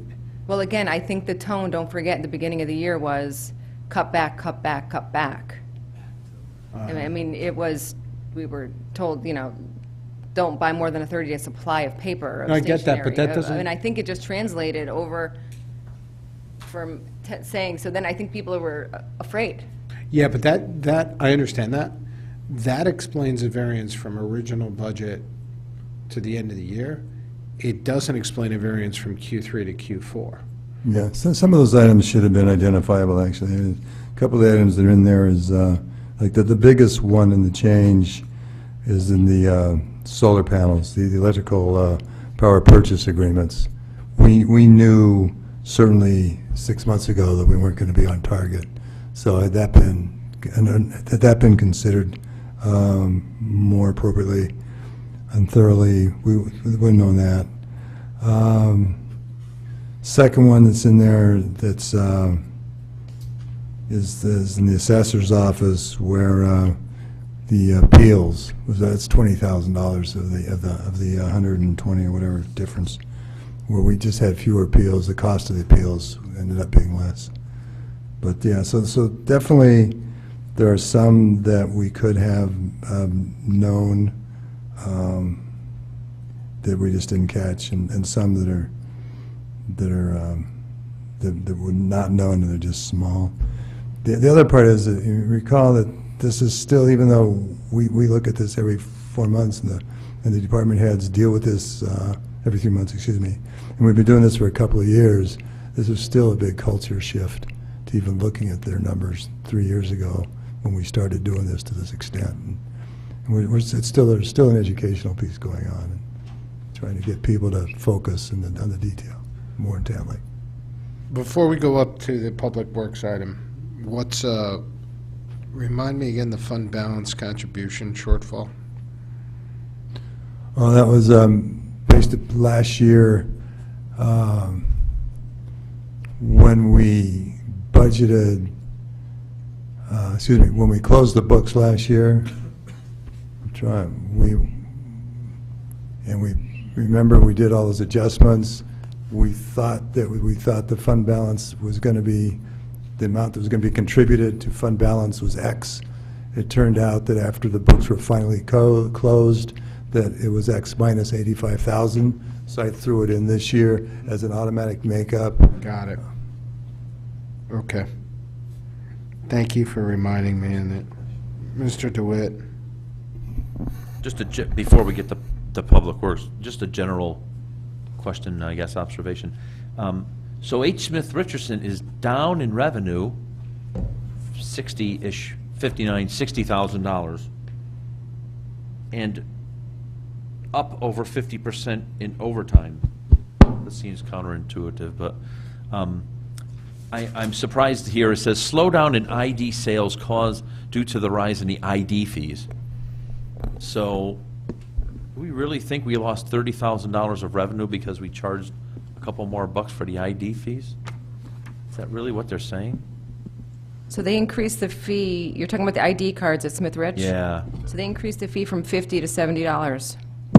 So they had a slowdown in sales of 525 IDs. Yeah. We sold 525 less this year than the year before. I think that's what, yeah. Wow.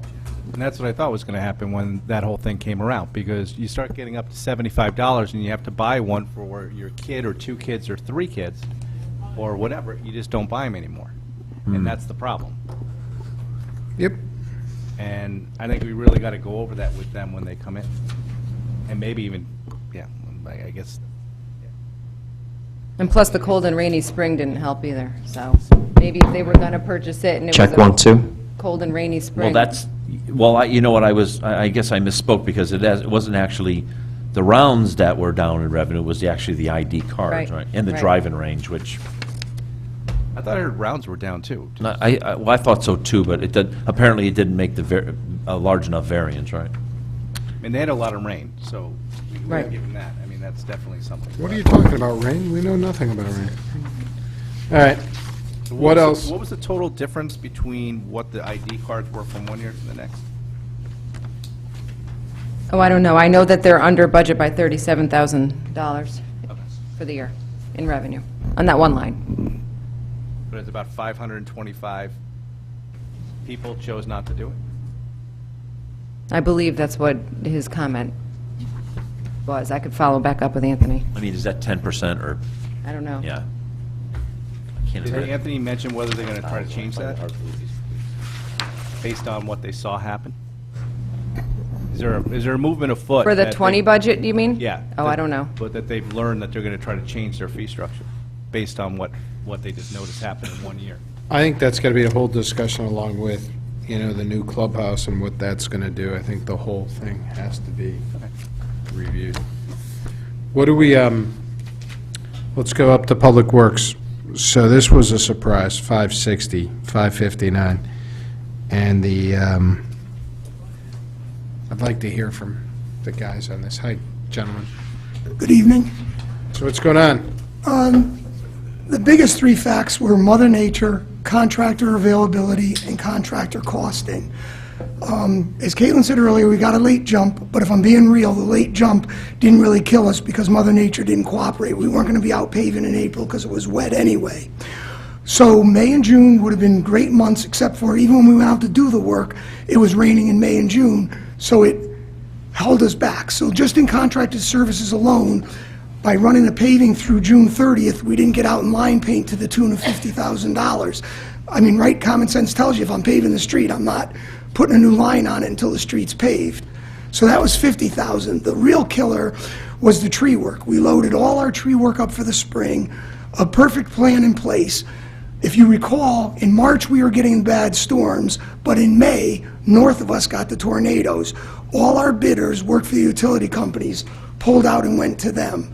So then we got clever and said, let's roll out a new bid. Literally, the bid came in at double the price, and we just said we're not going to pay double the price and get half the work done.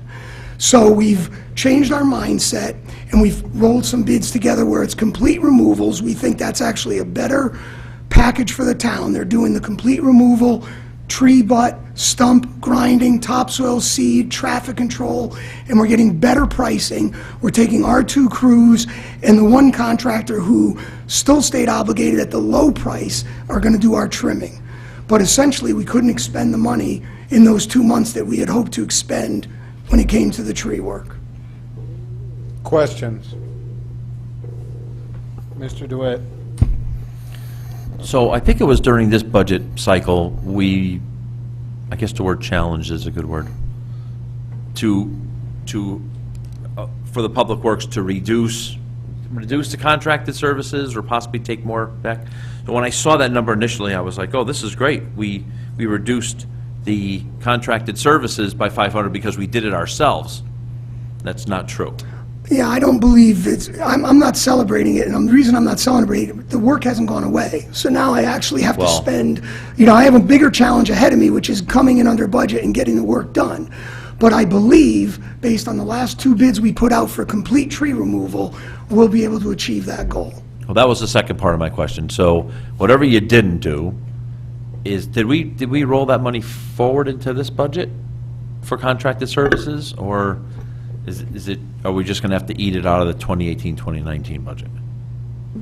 In order of your questions, no and yes. No and yes, okay. We didn't roll We're not it going to forward. see a transfer Now, tonight. can you number We're the not going to questions? see a transfer tonight of $427,000 from 2017, 2018 to 2018-19 to cover what Well, Public Works didn't get to do this year. there is a big transfer from Public Works, but the $500,000 of savings. Well, it's not savings because we didn't do the work. That's Right. what Scotty's saying. What I'm saying is, It is there's savings. transfers, They but. don't have it available. But that 500,000 is lost. Right. So you And that can't just would- roll it over yeah. to the next year, so it's gone. Yeah. No, I'm with you. It'll go back to the general fund, right? Right. Yeah. It's So- not like we roll a PO forward because we haven't executed Let me on ask- it, right? Had we been aware earlier of this, we would have probably worked with DPW to figure out some POs to bring forward. Because I was going Well, to say, if here- we were on PO, we could roll a PO forward. Right. Well, here's the thing that I was right. First of all, thank you for not being silly with going and trying to get the tree work done at double the cost. That's the right business decision. I guess the question I have, it's surprising this coming up so late, but I guess because May and June are the last months of the year, I get it. Were we not able to reallocate those funds to do more of the road work, given that the tree guys were busy? Because we had so many discussions over, we're falling behind in our paving program, and I'm sitting here saying, okay, I get it that we couldn't get the tree work done. Would that money have been spent pulling up some paving work and getting that done, particularly the issues that, and the concerns have been addressed about the paving program, you know what I mean? I do, I understand completely, and that was my fault. I didn't convey to Caitlin, I wasn't getting the tree work done, so I blew the opportunity to have it moved over to help me with paving. I really can't say much to that answer. But you said it was raining anyway, so. Well, again, rain, I mean, there's certain, like, if you're gonna mill and fill a road, Still you can you mill, can still do a PO. Right. You don't have to actually do the work. Okay. but to answer your question, Jim, some of the work still goes forward. You could, if you're gonna mill and pave a road, you can mill in the rain, but I'm not gonna pave in the rain. So if it's a 3-day project, the mill is 1 day, the pave is 2, I can still do day 1, but the paving contractor can't come in the next day because he's been rained out while I was milling. So he might come in 3 days later You and got do the it. paving. You got it. Right. But the work is real on the paving front.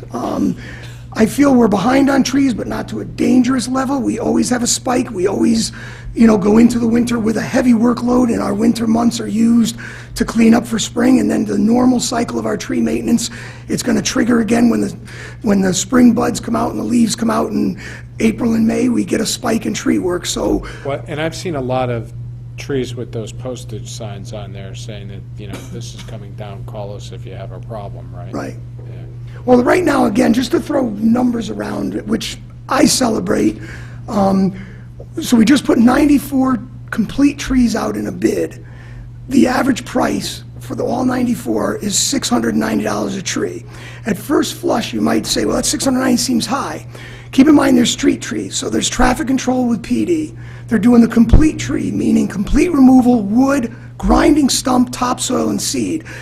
I can't compete. My guys hate to hear this because they'd rather go out and do those tree jobs. But the reality is, that is a good price for the town of Fairfield. Because if my crew goes out to do it, I'm not condemning them, but it's a 2-man crew. It's PD traffic control. It's multiple layers because they take the tree down, then we have to come in and take the butt down, then we come back and grind the stump, then we go back and clean it up. I have one contractor for $690. We have identified up to 500 trees to come down. 94 is the first bid. Our goal is to put 4 similar bids out to get the 500 done. I believe we'll get that type of pricing and get caught back up with the trees by late winter, early spring. And again, the shift, our guys aren't unemployed. I mean, I'm sure they're listening and they're gonna come unglued tomorrow when they see me. But they're gonna be trimming. I'm going where my dollars are best. They're gonna be doing the trimming, which I'm being held hostage by the companies that want double the price. So they have the skill to do removals or trimming. I'm gonna put my bang for my buck where I'm paying the most money. I'm not gonna put them where I'm paying the less money. Questions? Mr. Walsh? I'm just trying to back up a little. You came out firing right away. You know me, I'm so the hyper. So the whole 559 is all tree work? No, it's not fair to say the whole 550. Said some of it's for the lining. Yeah, I'd say, if we're looking at good numbers, I'd say we're looking at 50,000 for line painting, maybe 375 for trees, then some of it's materials. The berm was a great project. I'm thrilled that we did it. It is not a response. I'm sure people want to say it's a response solely to Julian. It's a response to a 40-year dilemma that we've had down there. The neighbors don't want us in business. We had to build that berm, but the downside for us is while we tied up personnel, we didn't spend money. So if that crew is out on the road, aren't they going to be buying concrete, asphalt, pipe, catch basins, cement? So the reality is I'm thrilled we got it done. I think the crew did a phenomenal job. I think the neighbors are supportive of what we've accomplished. But the downside is we didn't expend materials. We utilized material on site versus going out and buying material. So that was another big void in the spending. So this Julian thing also caused you not to get work done that you planned on getting done.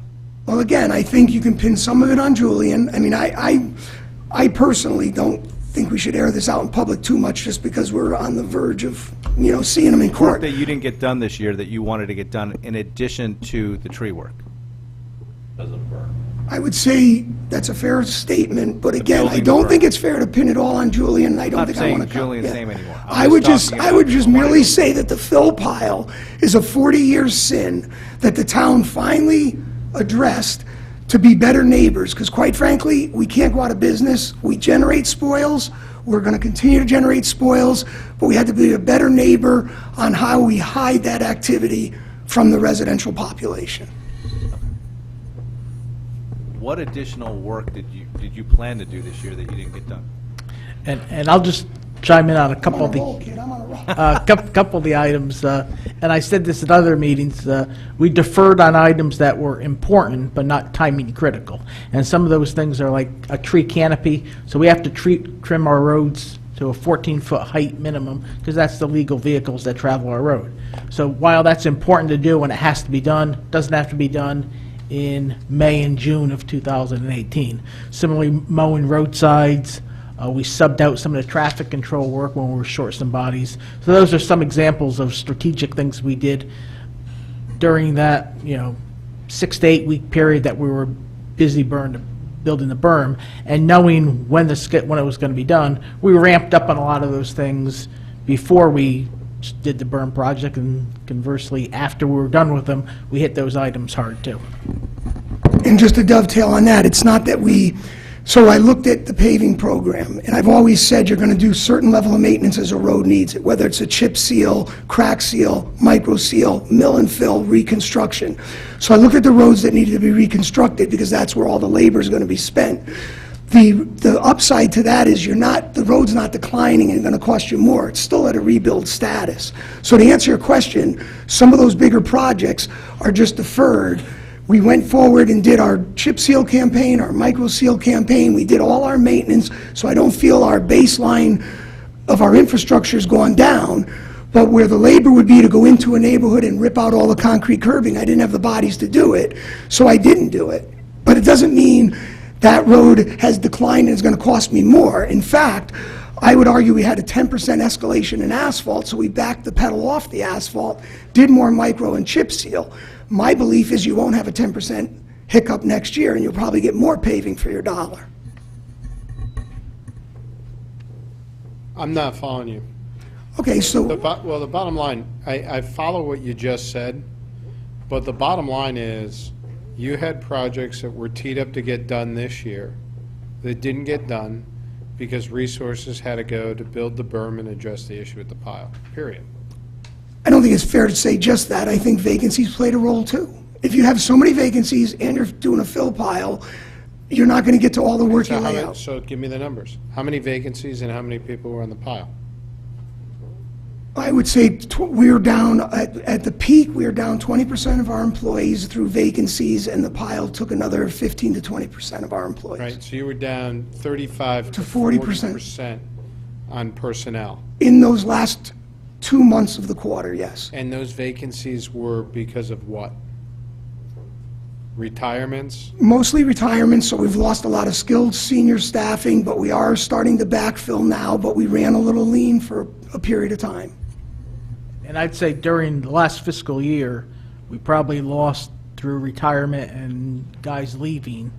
I'd say the number was somewhere between 8 and 10. And one of the guys that we hired, Scott Schickman said 10, one of the guys that we hired didn't pan out, and we hired a guy, and he was with us for about 3 weeks, and then he was gone again, so we had to, fill that again also, so. Okay, so not having the people available made you buy less materials, made less work get done in other areas? Yeah, pretty much, yes. Okay.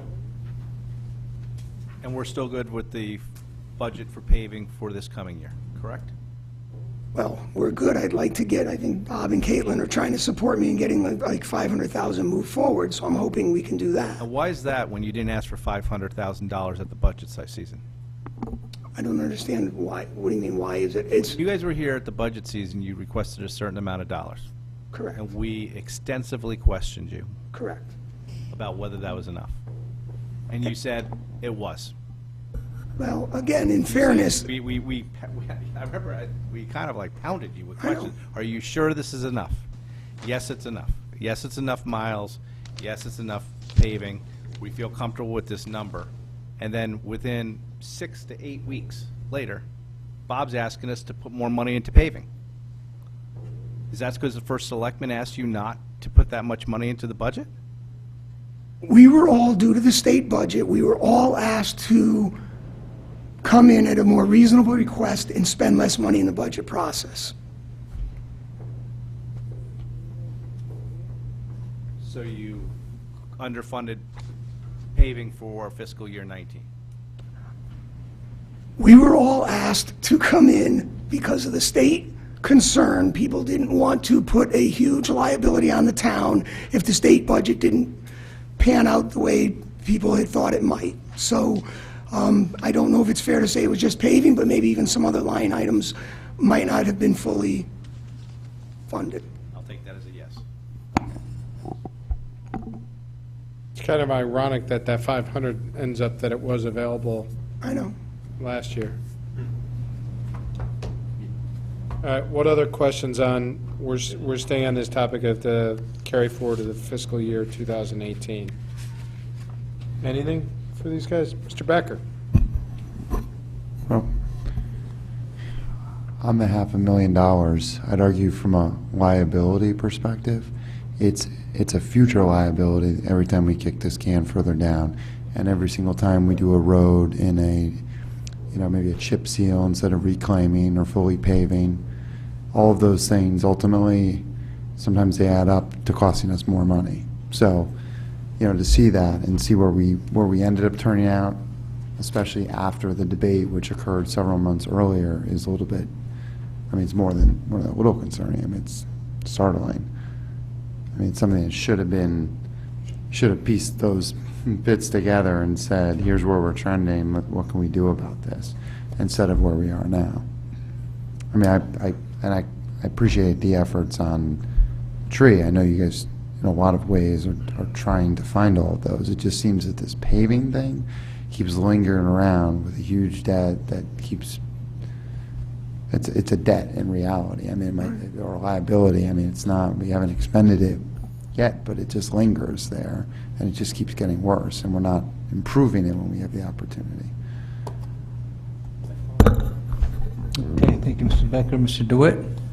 I just want to follow up on that because I did not get the impression from Mr. Bartlett that he chip sealed a road that he was going to completely reconstruct. That's fair. Right. So That's you fair. were- I mean, I understand David's point, but Right. I'm a strong believer in we're stretching the economics of the town's paving program by doing the appropriate treatment on a road that's in the appropriate condition. So a chip seal at $225 a square yard, a micro seal at $450 a square yard is preventing us from having to go in and spend $20 a square yard to reconstruct. So I do understand where he was going with it, but the point is, we're gonna have chip seals, micro seals, those maintenance levels in our vocabulary to treat the asphalt from previous investment to get it to last longer. And we're not gonna let it get into a state that we have to go in and reconstruct the road and spend the $20. Right, But that so- being said, just last night, we lost 2 sections of roads with the floods. We have to now go in, they weren't on the paving Reconstruct, plan. right. I mean, it's a variability. Plus, as Jim knows, because he lives in an area, the gas company's doing 30 streets this year off of Reef Road. Yeah. Some of those streets, they're in great shape. They're going to mill and pave their side of the road. We're not going to have to invest any dollars on our side of the road. Conversely, some of those streets need some work. I can't hold them hostage for full-width paving, so now they're going to do half the road. So am I going to sit there and say the residents on one half get a new road, the residents on the other half stay with a poor road? So now I'm triggering half of my funding to match their road. So the whole road is new. Right. But I guess what I'm trying to get out, I think you said it, is this. Because of a reduction in funding, you're not doing a substandard, pick a road, Smith Road, if that's on your plan today to chip seal, you're going to chip seal it. If it's on your plan to completely reconstruct, you're not chip sealing it just because you don't have enough money. You are correct. Okay. But if I may, Please. on that, it's a process, and these street lists ebb and flow. What comes on, what's one year, what's being done in one method versus another method. I think I bring up the chip sealing because it seems like it's increasing in frequency over the last few years, and the biggest complaint with the chip sealing over any of them is try putting a kid on there and having them ride a bike if they're little. Try having them, use a scooter or any other things. Try driving new cars down these roads for a significant period of time. Watch when the plows go down the road or some of the trucks and ding them or car accidents or anything else. Of all the methods, it seems like the most disturbing, yet definitely an increasing one. So I look at something like that and I say, geez, if we could, with extra money, if we could avoid some of those roads being done that way. And I mean, there's people who've come to me and said, I wish they just left the road the way it was. Now, I understand from everything that you guys have taught over the years that doesn't make necessarily sense for the long haul of the structure of the road comparative, but from a usability and the residents, the people who are ultimately footing the bill, you see where when I see more and more of that, you know what I mean? Not so much a transference strictly today, but it's the totality of it. I get your point. I respectfully disagree. I think if the town made a mission to get away from chip seals would actually be a detriment because you wouldn't be able to fund the paving program. I'd be in here looking for $4.5–5 million. So I understand your point. I respect it. But we've changed emulsions to sweep the loose aggregate quicker. We go with a double wash, double screen stone so there's less dust. I'm sorry, but cyclists, strollers, rollerbladers isn't the reason I'm building the road. I'm building it for vehicle traffic. Plus, a chip seal, in terms of long-term success, is the best value for the town of Fairfield in pavement maintenance. So I would just argue that be careful what you wish for, because if we take chip seal out of the vocabulary, I'll be coming in for a ton more money on an annual basis. I got to be thick-skinned. The reality is parts of Southport Historic Village, Greenfield Hill, those are tremendous neighborhoods that support chip seal. And I'll also counter-argue that when you bring up snow, chip seal's actually safer to drive on than any paved street from a traction perspective. So if I'm on a backcountry road, I would rather have a chip seal and have my teenage kid on a snowy night make it home than slide off a paved street. No, that's fair. I'm more bringing up the, Okay. the dinning of, but yeah, no, that's a fair point. Thank you. Anybody else? Anybody else on this? All right, thank you.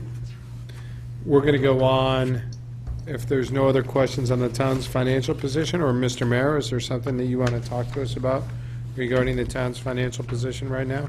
No, I want to go into the schedules for the encumbrances and So we'll go into that after? transfers. Then let's And do then the pile discussion then and go into Yeah. that? Yes. All right, gentlemen, thank you for sticking around for this discussion. Let me be clear. I asked Mr. Mayor to have the internal audit department review all costs related to the pile cleanup, both external costs that were a direct result, as well as internal costs, as Mr. Bartlett alluded to, the personnel that were utilized to help rectify the issue and the pile down at the yard. I don't know who it would be appropriate to speak to us, but give us an update, not on the financials for this, we'll walk through this in a minute, but where does this project stand right now, both in terms of work and in terms of the legal case? And then we can talk about some of the financial implications here. Okay. So the work was started pretty much just after April of this year. So the early part was the maneuvering stuff, doing the survey, doing the testing of the material. So the preliminary silt fence, so that was probably the first 3 weeks of the project, and then we got heavily into it. So between, so once again, it happened from April to June 30th, the substantial part of the work, and it was basically earth-moving operation, moving 40,000 cubic yards of material, sloping it as per the plan with a terraced approach. So that was substantially, that part was completed in early June because we wanted to take advantage of the germination and growing season. So that's what we, so we were able to do that, plant it, seed it, establish growth, vegetation there. Part of the plan was also a gravel trail on the lower access road, which we also did. So everything that was specified in that plan was substantially completed by June 30th. Okay, so let's stop there for a second. Does that include getting rid of all the materials that Julian was originally supposed to get rid of? No, so behind that pile, Yep. there is, like I said, we moved 40,000 yards. Yep. There is 60,000 yards of material left. And once again, the origin of that material, whether that was there when Julian started in 2013, whether it was town of Fairfield material, with the material that Julian brought in, you know, it's a homogeneous mix of a combination of all of those, the 60,000 yards that remains behind the constructed berm. So what you guys did and what this 800,000 to date represents are legal fees as well as building the exterior berm surrounding the material that is still on the site and will still eventually need to be taken away. Correct. Okay, And- so the 800,000 does not solve what Julian was supposed to do, but did not do in taking away those materials. Is that a fair statement? It doesn't account for all the material being off-site, correct? Got it. So how much is that going to cost to get rid of all that material? Do we know? There is, so out of that 60,000 cubic yards, there is a known beneficial reuse for probably 25% of the material. When we were designing and doing the hardening project around the wastewater treatment plant, to take advantage of this material, instead of having, you know, contractor XYZ supply material, we put it in the bid as an alternate to utilize material on site. We did it both ways. You provide the material, we provide the material. So We haven't awarded that bid yet. We're still reviewing with purchasing. It came in higher than expected, going through the Connecticut DOH for the final funding So that approval. might be able to use 15,000 cubic yards of that? Is Correct. that- And it'll count as our share of part of their grant, too. So it has a monetary benefit, too, of just using that portion. Right, which will leave 45,000 cubic yards of stuff Correct. that we still need, and we don't know whether it was our stuff, their stuff, it's a combination of all that stuff. Correct. But once again, that's behind the burb now, and it's relieved our issue with Well, it's relieved your aesthetics. public relations issue, but it hasn't relieved the issue. The real issue still exists, you've just got pretty drapes around it. Yes, Yeah.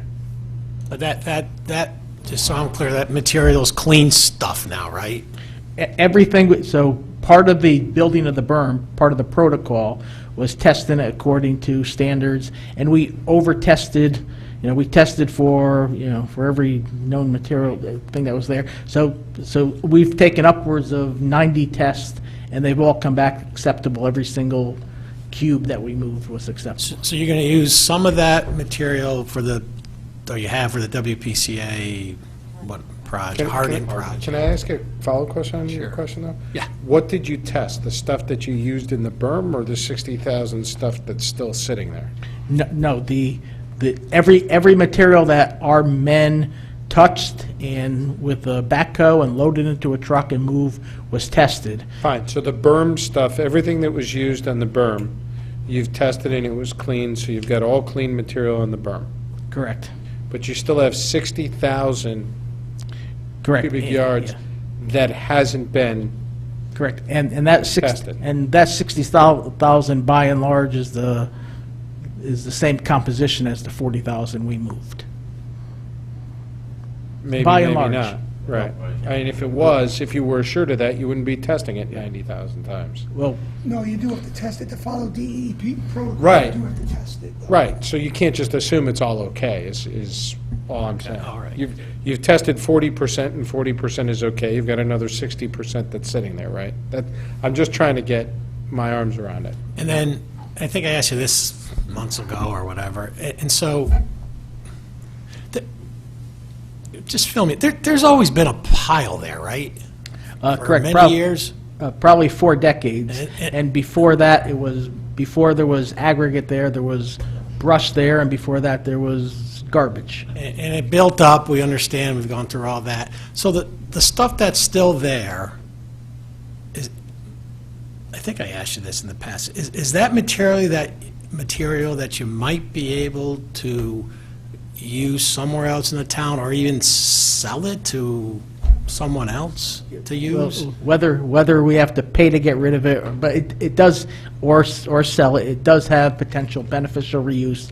It's dirt, it's gravel, it's, broken concrete, broken asphalt, so. Okay. So it's, So when do you make a decision to say, I got to pay somebody to start to get rid of this? When it gets to a certain level? I mean, how does that work? I thought that was the decision that had been made like 4 years ago, right? well, and once again, now that the material's behind the berm, Right. and, one of the things that once we remove the 16,000 cubic yard for the berm project, that'll give us the benefit of being able to use that real estate for our public works operation, for processing our stuff, and which we're now doing in parts of the other public work yard, bunkers and driveways, and it's not an efficient way to do it. So once we get rid of that, we create some real estate for ourselves to move that operation there. And as far as that material there, there's, now that's behind the berm, in my mind, it's not timing critical that it has to get out of there in 3 months or 12 months or But that 2 years. as some members here, so that was the original goal, was to get rid of all that stuff, and, To create, flat plateau. all right, And thanks. Yeah, please. Weren't we talking about a berm at the same time we were talking about Julian at that point removing the waste? I mean, this berm didn't come because of the after effect of Julian, right? Well, the origin of the berm, when we were meeting with our neighbors to try to address some of their concerns of aesthetic and noise and truck traffic. The concept of berm developed in summer 2016, and Dennis McCarthy was involved, Chief McCarthy was involved in the process, just because of the tangential issues with the fires, a couple fires at the Harvest New England woody debris site, and the construction of the fire training center. So he was involved in the process too, and he had experience with a landscape architect through his previous towns he was working with, Peter Minuti, and he sort of suggested we bring him in. So that was sort of the incubator that got it going. We got Professor Minuti in there. We had design charrettes with everybody with the sticky notes. So the concept of the berm was formulated when the Julians were still operating there in the fall of 2016. So whether there was contaminants or not, we were still envisioning doing this to create a shield, not only for the pile, but also the Harvest New England site also. So I guess my point is this. If we were thinking about a berm when we thought that Julian was going to remove every ounce of stuff, why are we not thinking about removing the last 40,000 out? Because the berm's there. Yeah, and the goal, well, the stated goal in the 2013 RFP was to remove the material. But once again, when we were talking about the berm, when the berm became a talking point, I don't think it was, there was no, we didn't think that all the material would be gone at that point. And I had a couple photos that I had for the Board of Selectmen meeting. Unfortunately, I left them there, but it would better illustrate some of the stuff that we're trying to describe. I guess I'm still confused. Maybe it's just me, but it feels like to me we went down a $0 PO to remove all the material. And at the same time, we said, oh, it'd be nice to have a berm. Now we got a berm, and we're like, oh, we don't have to remove this stuff. It seems counterintuitive that those two things are... And once again, and the berm was something that, it was, one of the things that we were going down that road, one of the things that was clear to the residents is that, that this is, we're not building it for ourselves. This is for you. If you want it, if you support it, fine. We won't go forward with it unless it's something that, that is seen as beneficial and solves your issue. I'm with Chris, but I think I have a little bit of a different understanding. Yeah, go ahead. And I'm only going to do it based on the timing that you just laid out of June 2016, so tell me if I'm wrong on this.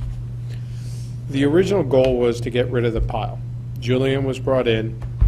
They were given the rights to this stuff to take it away.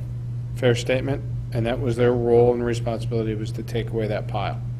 Other stuff too, but that was the main one. Right. After that was entered into, and that was the stated goal, and that was supposed to happen, the idea also came of this berm, subsequent, right? Part of that was the people were complaining about the pile. Part of that was you guys wanting to use the yard in different ways and all that. So that I got the sense that the berm came after the original get rid of the pile. Get rid of everything. Correct? Just the timing. It wasn't, oh, we're going to do the berm regardless. It was, we're going to do the berm because the pile's not going away as quickly as we want, and the neighborhood is up in arms over this growing pile and all that. And I'm not questioning that the berm was a good idea anyway. I'm just saying, to Chris's point, the timing doesn't quite. I'm trying to get the timing straight. Yeah, I have no argument with what you laid out. Okay. So now you're saying the fact that we have the berm, it's not as mission critical to get rid of the pile in the next 3 months. Correct. But we still want to get rid of the pile. And for it'll give us a bigger work area. So that's one of our main objectives for getting rid of everything behind the berm. Right. But going back also to something you said, so far you've moved 40% of the pile to create the berm. Of the stuff that you've picked and choosed and used, None of that has had contaminants in it. Correct, and I wouldn't say we picked and choose that we have to work from the top down, so. Got it. Okay, so you picked the top, and you chose this side and this side, and nothing was contaminated, right? But you still have this 60% that's sitting there that hasn't been moved yet. Correct. 15% of it you think you can use and repurpose for the hardening of the water treatment facility area? About a quarter, 25%. 25, right. Yeah, Well, 15. 25% of 15,000 cubic yards. Knew I had math somewhere, right? And so that leaves 45,000 cubic yards that will need to be addressed. Correct. Do you have a time frame to address that, or do we know how much that's going to cost? No, we don't have a time frame, and it could be where we reap the benefits of selling material or use it ourselves in future construction projects, or if it's worth it, if it's in our best interest, if we need that real estate to the end of the horseshoe, we may have to pay to dispose of it. But and with any fill material, it's supply and demand, market critical. If you have a big project that's going on that needs the material and it's worth something to somebody, yes, you can make money. And we've had our purchasing director contact several different developments in other towns that we were aware of, and even speaking with the large players in the industry that use the sand and gravel. Mr. Bateson, who's ex officio to the board, has a question. Yeah, thanks, Mr. Chairman. Just quickly, you've asked it several times in several different ways, but I still haven't heard an answer. If I want to get rid of the last 45,000 cubic yards and there is no market, how much is it going to cost me? Okay. Well, there may very well be a market. That's not the question. The question is, assume there's no market. There's nowhere to sell it. I got to get rid of that 45,000 cubic yards. I need a dollar amount. That's my exposure here. So I just want to know that number. Okay, and that I couldn't give you. So. In fairness to Joe, the reason he can't give that is because we don't know until we're down there what it is. Is it concrete? Is it asphalt? Because it has different marketability. Concrete to dispose of is a certain dollar value because it's harder to crush. The asphalt is a lesser dollar value. So right now, he can't assign a number without knowing the state of the 45,000 that remains on site. And you can't also say mean, whether I'd it's give you a range. contaminated or not, Fair enough. right? I mean, Fair I'm enough. just saying the same thing goes either way. What's the range? You just said, and maybe I cut you off, Scott, and didn't mean to. I What's think, the I think range?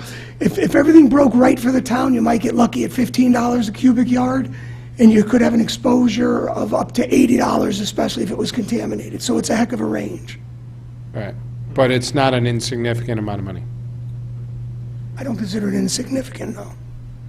Okay. And there's another thing, too, we always talk about, because I think the pile's always viewed as, like, if there's contaminants, there's also what's considered suitable reuse material. So in other words, we might have 45,000 yards, which isn't contaminated, but it might not be suitable for reuse. Right. So there is a Right. delta in Which- terms of cost to disposal and who might have a deep fill in Monroe that can use it.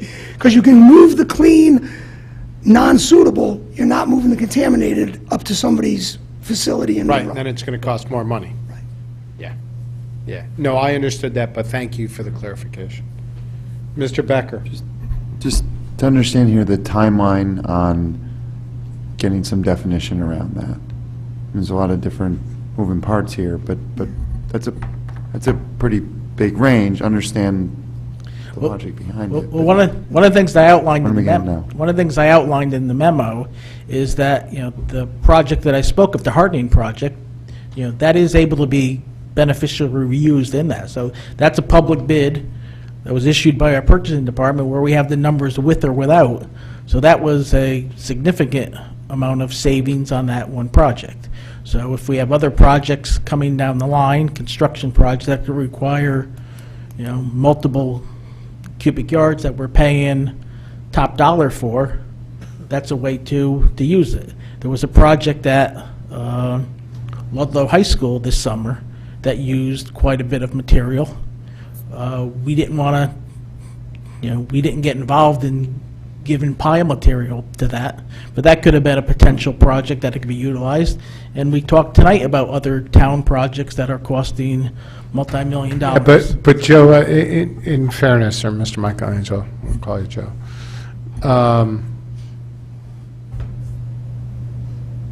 It's talking around the issue, right? Because, let's face it, there was a contract entered into a number of years ago to have people take away the stuff. You wouldn't have entered into that contract, the town wouldn't have entered into that contract to get rid of all that stuff if we actually thought we were going to use it in constructions, because we would really be stupid, and I know we're not stupid, to enter into a contract to get rid of the stuff and then say, by the way, we got a building project at Ludlow, go buy some stuff. Well, Right? So you're arguing both sides of the issue and confusing the hell out of me. Worked out better. We paid them. Right. Well, Had Julian bring in More stuff. the goal wasn't, 100,000 cubic yards of extra stuff The for goal- our benefit. I feel like it's a George Killing our Carlin lawsuit. routine. Right, exactly. so. I mean, you're killing our lawsuit. This memo destroys us. I will tell you that. Right. That's the way I read mean, it, too. It just, I don't even understand what this was to do, but. There basically says this has been a great thing. there were costs identified, but there were some beneficial parts of this project, and they're not listed here. The town did dispose of material for 3 years during this project. The town did buy material at 40% of the cost. So the town did receive a fee. So there were some, this identifies the cost, it doesn't identify the revenues, which I was pointing out. We didn't need this much fill. Why don't you guys just always produce it? Right. Well, I mean, and- why would we hire somebody to get rid of it? Since you guys have readily available projects you've just identified. Yeah. And the, You need tons of this fill. You need cubic yards, you need almost hundreds of thousands of cubic yards of fill all the time, and you got projects readily Right. available. Well- Why are we paying somebody like Julian to come in to manage it? Why don't we just say, we'll just do it? We'll be a profit generator. Exactly. and they had millions of dollars of equipment up there. And so we've never run this. We've always done it with contractors up there. We don't own the crushers, we don't own the screeners. Some towns do own that. Town of Trumbull probably has $1 million worth of equipment. They have 2 guys who do it full-time. So if we wanted to, we could be in the business. So there is, we buy aggregates, so we're sending trucks to, O&G and Tilcon, and we're spending good money on aggregate that's blown out of the ground in Prospect or Plainville or whatever. So that's there is some benefit to reusing your construction spoils. And we're doing them now, we're processing them on the other part of our public works yard. So what's next steps on this? Where do we stand now? Like, how's it being managed now on a day-to-day basis? What's the goal? Okay. The only remaining portions of the project, one thing we want a small portion. There's a portion that faces the bus lot that and once again, it's not a substantial amount of work. We want to landscape that. We want to loam and seed that so the people that are looking at Long D at us get the same view as the people at Fairfield Beach Road. So that's a minor thing that we'll probably do as time permits. As part of the closure plan for DEP, we have to install some monitoring wells. So the first bite of the apple is the hardening project, and then we'll aggressively seek ways to use the material to get rid of it for, once again, to create more usable land for ourselves so that we're not doing what we're doing in, the driveway of the public works yard. Okay, where's the lawsuit? It's still in progress, and we still hope to recoup money. What does in process mean? Mr. Mayor, do you know, does somebody know where it stands right now? I have not been following the lawsuit, no, sir. So we don't know when it goes to trial or any of that information? I was involved in the Discovery phase? Well, the Yeah. pre-trial memory, the pre-trial remedy portion. I was a witness, I testified under oath, but I haven't been, I don't know what the next scheduled trial is for it. Mr. Bateson, I'm not asking you what you heard at the Board of Selectmen in any executive sessions or whatever, but do you have anything you'd like to add to this discussion? Did you guys talk about this today? No, haven't had an update in executive session on this matter in several months. And what did you talk about? Did this topic come up on your agenda today at the Board of No, Selectmen? we're going to hear it next week. We wanted to hear preliminary. We thought it would be nice to hear your guys' presentation first, mull it over, and Got then it. deal with it again, and maybe put an executive session on our agenda. Thank you. I'm going to go to Mr. Mottola first, and then I'll go to Mr. Trying to Walsh. look up something for you to get you ready. Keep talking, maybe I can find it. Thank you, Mr. Mottola. Go ahead, Mr. Walsh. Mr. Mayor and Mr. Bateson, you should probably take this top memo and bring it to our attorney's attention, like ASAP, just so they have it, because they need it. Number two, these cost savings are the areas you've identified where we can use the fill, and the cost savings the town of Fairfield will have by using that fill, correct? Which portion of the memo? Page 2 of the first page of the memo. Page 2 of the memo dated September 21st, 2008. Okay. Okay, so page 2, cost savings. This is cost savings to the town of Fairfield, correct? Correct. The first one's been the savings we've already had. That's the beneficial use of that material. That's what the material would go for if we We didn't have to conservative spend price. $800,000 Correct. in building it. The hardening project would be another $650,000, $6,900. Correct. And the third is cost savings from material purchase. Explain that one to me. As part of the Julian contract, we bought material from them. Okay. And so that's defined in number 3 above. So the value of the material that we purchased for them using comparative prices from an O&G Tilcon was worth $207,000. Okay. Using the prices of the stuff we bought, and we paid Julian $82,000 for it. So that was part of the, reason for one of the reasons for it. So we had a source of aggregate in our backyard that we could get readily available. We didn't have to travel for it, and they could sell it to us because they weren't blowing up a mountain in. But that's not a cost savings of this. That was a benefit of the bargain that we had gone under the agreement with them on. That was part of the agreement, correct? That should not be listed as a cost saving. That was the benefit of the bargain, the contract that we had signed. We were always going to get the $124,000 of benefit. Correct. So you shouldn't be listing that as a separate bargain. Okay, Matter of okay. fact, we would have bought more from them, and that additional savings, we would have had additional savings. So this memo is not correct, because the $124,000 was the benefit of our contract, the benefit to the town of Fairfield of that contract. Okay, and I presented it as items for your consideration, so. Okay.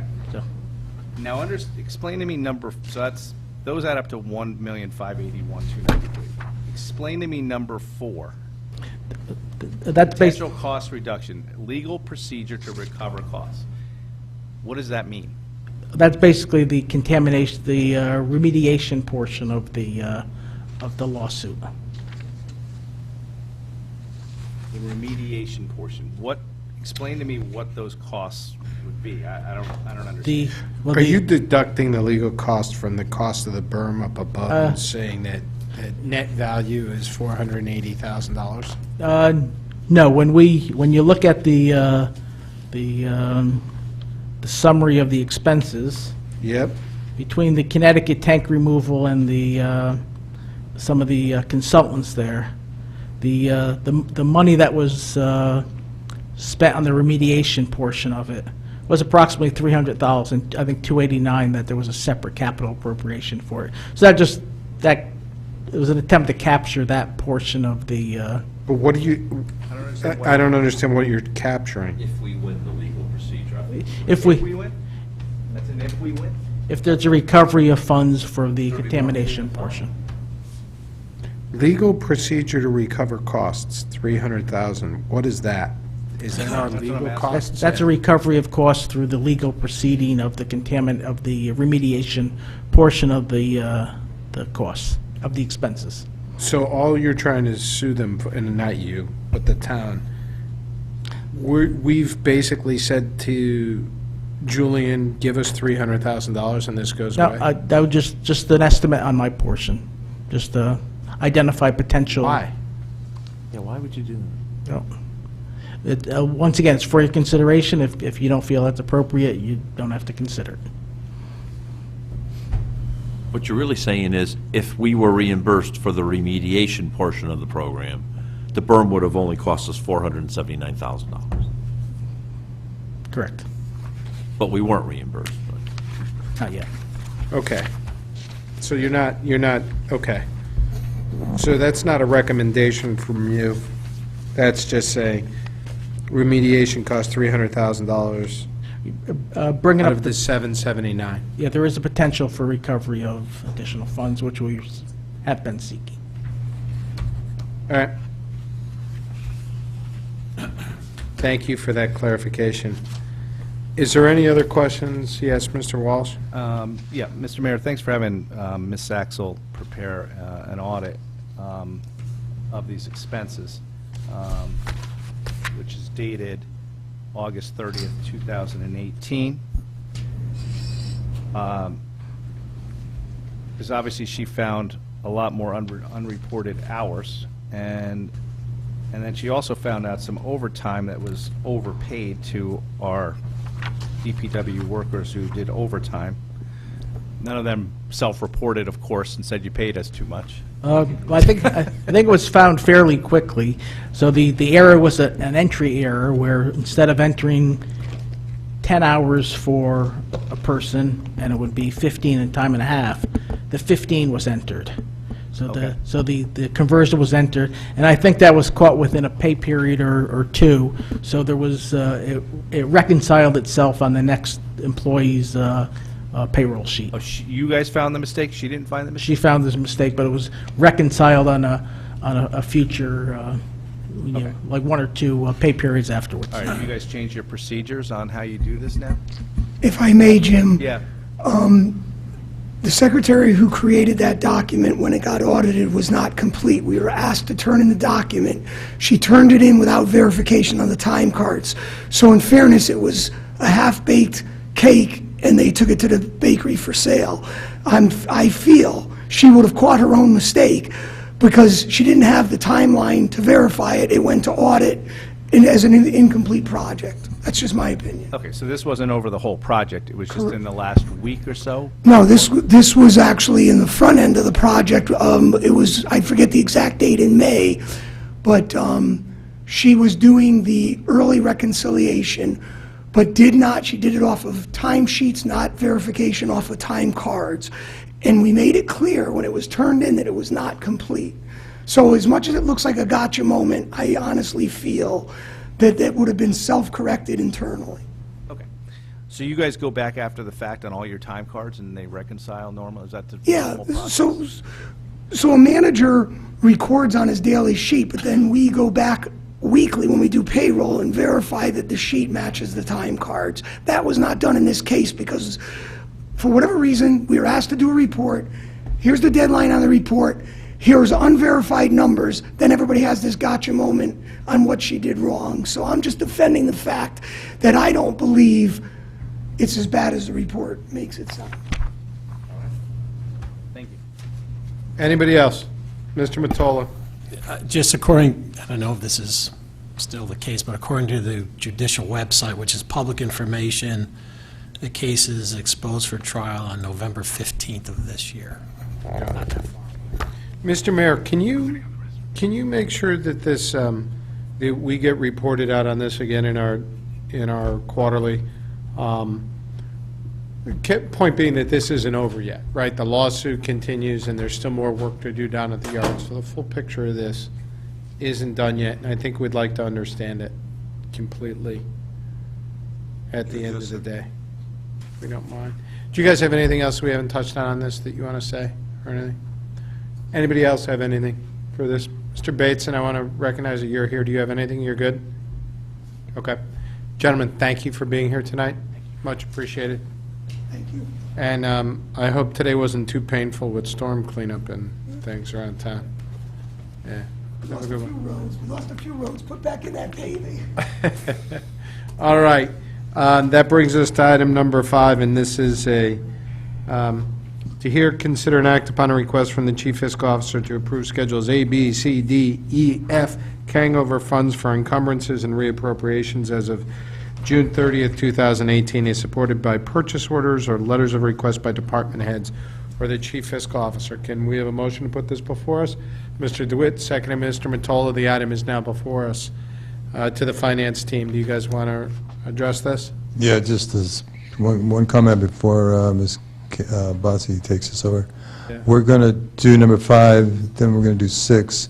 6 is going to have an A and a B, and the A, first part, Ms. Bossy will take through the annual funds transfer activity to bring the departments to on balance, and then we'll talk about the $5 million and some potential transfer activity. Right, so these schedules are very similar to schedules from prior years, and what's nice about these schedules is you have very little that's from, that's carried over from 2017 and prior, because we've actually seen that in the past. Right.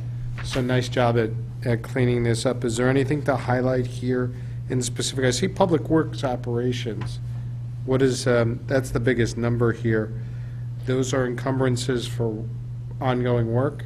Yep, it's mostly trucks and a little bit of paving. Mostly trucks, so they've ordered the trucks? Yep, yeah, they just haven't been delivered yet. Got it. Yep.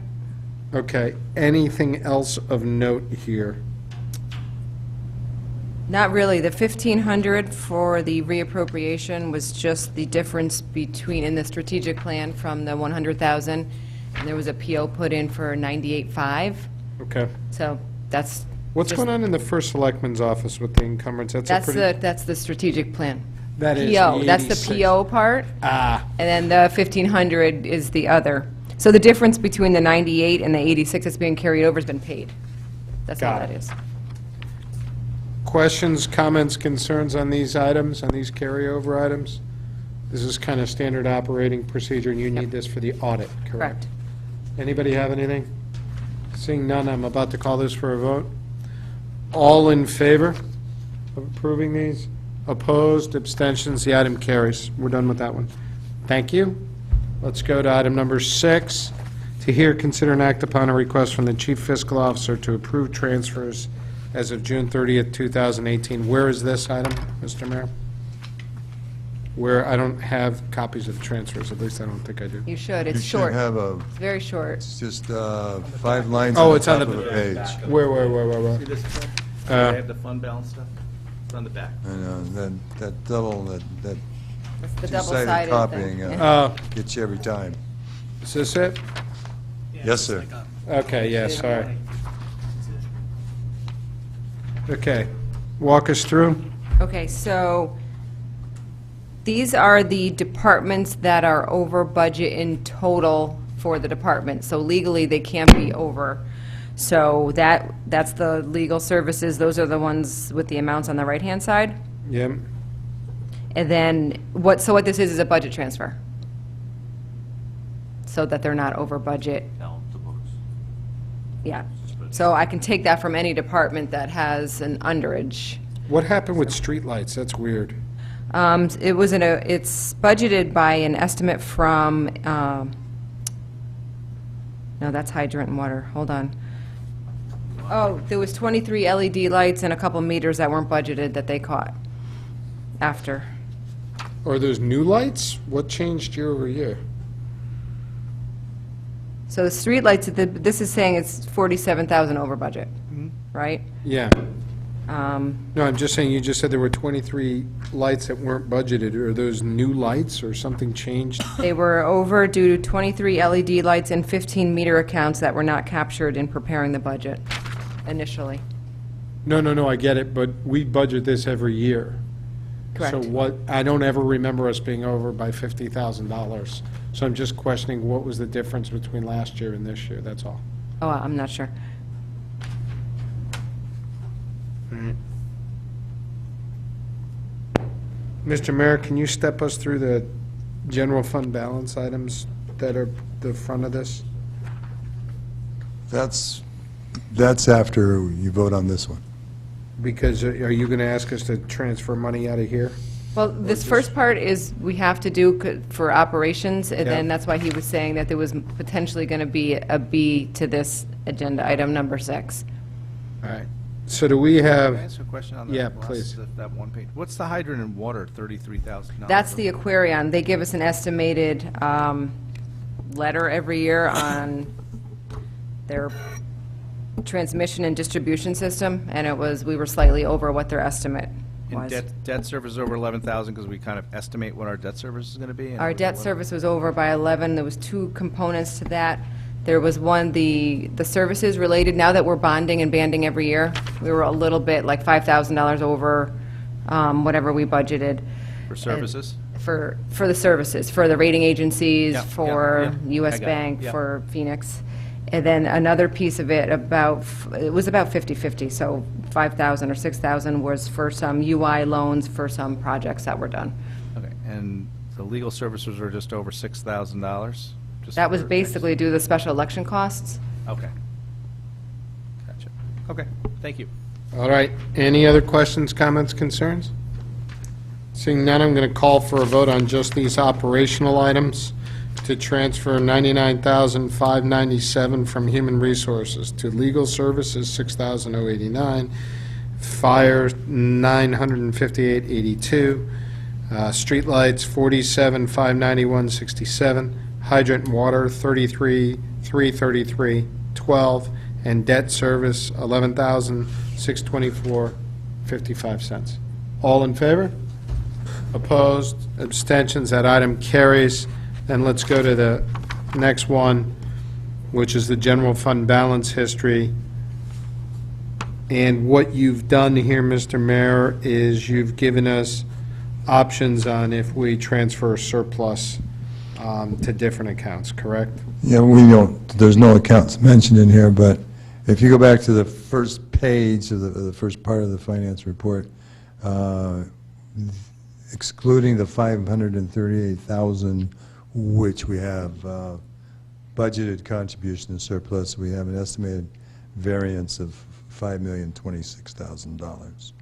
What this document does, if you go take the 1 through 6 on the budgetary and the gap basis, it shows you what the percent, what the fund balance percent of budgeted expenditures would be if number 6 is F,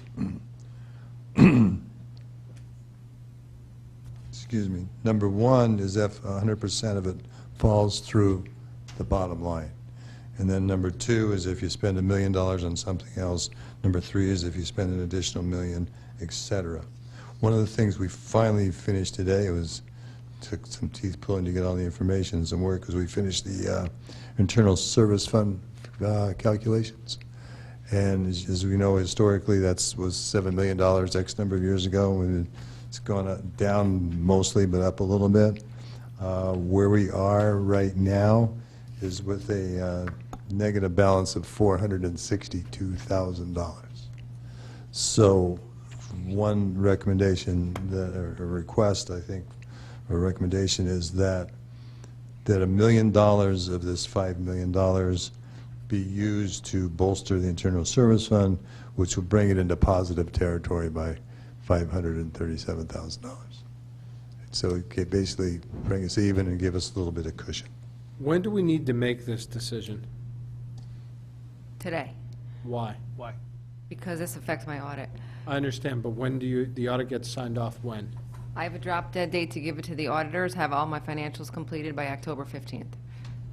We have another. Yeah, you have another meeting, you could But I discuss could put this. it all together. Yeah, you have a meeting next week, that would be not what I'd want, but yeah, it's doable. Yeah, I mean, we don't have any paperwork. I haven't seen any calculation of the internal service fund calculation. I don't see any, there's nothing in front of me, and you're asking us to make $1 million decision, right? And it's not that I Yeah, don't no, trust you, yeah, it's just that we right. haven't Yeah. seen anything. Yeah, we finished this, obviously. I'm not, that's to- not a criticism, No, I it's just, know. it's hard to say. Right, I totally understand. Yeah. We, like I said at the very beginning of my comments here, we finished this about 4 o'clock today. I understand, Yeah. yeah. So, but So- it's not fair to the board to say, Right. make the decision now. No, no, if you guys want to talk about it between now and Tuesday, that makes total sense. The other part of the conversation would be, so from my perspective as the chief financial officer, I think it'd be prudent with respect to the town's books and records and the rating agencies to finally clear up now that we have the opportunity, the internal service fund, and put that into small don't positive. disagree. So Yeah. that's it.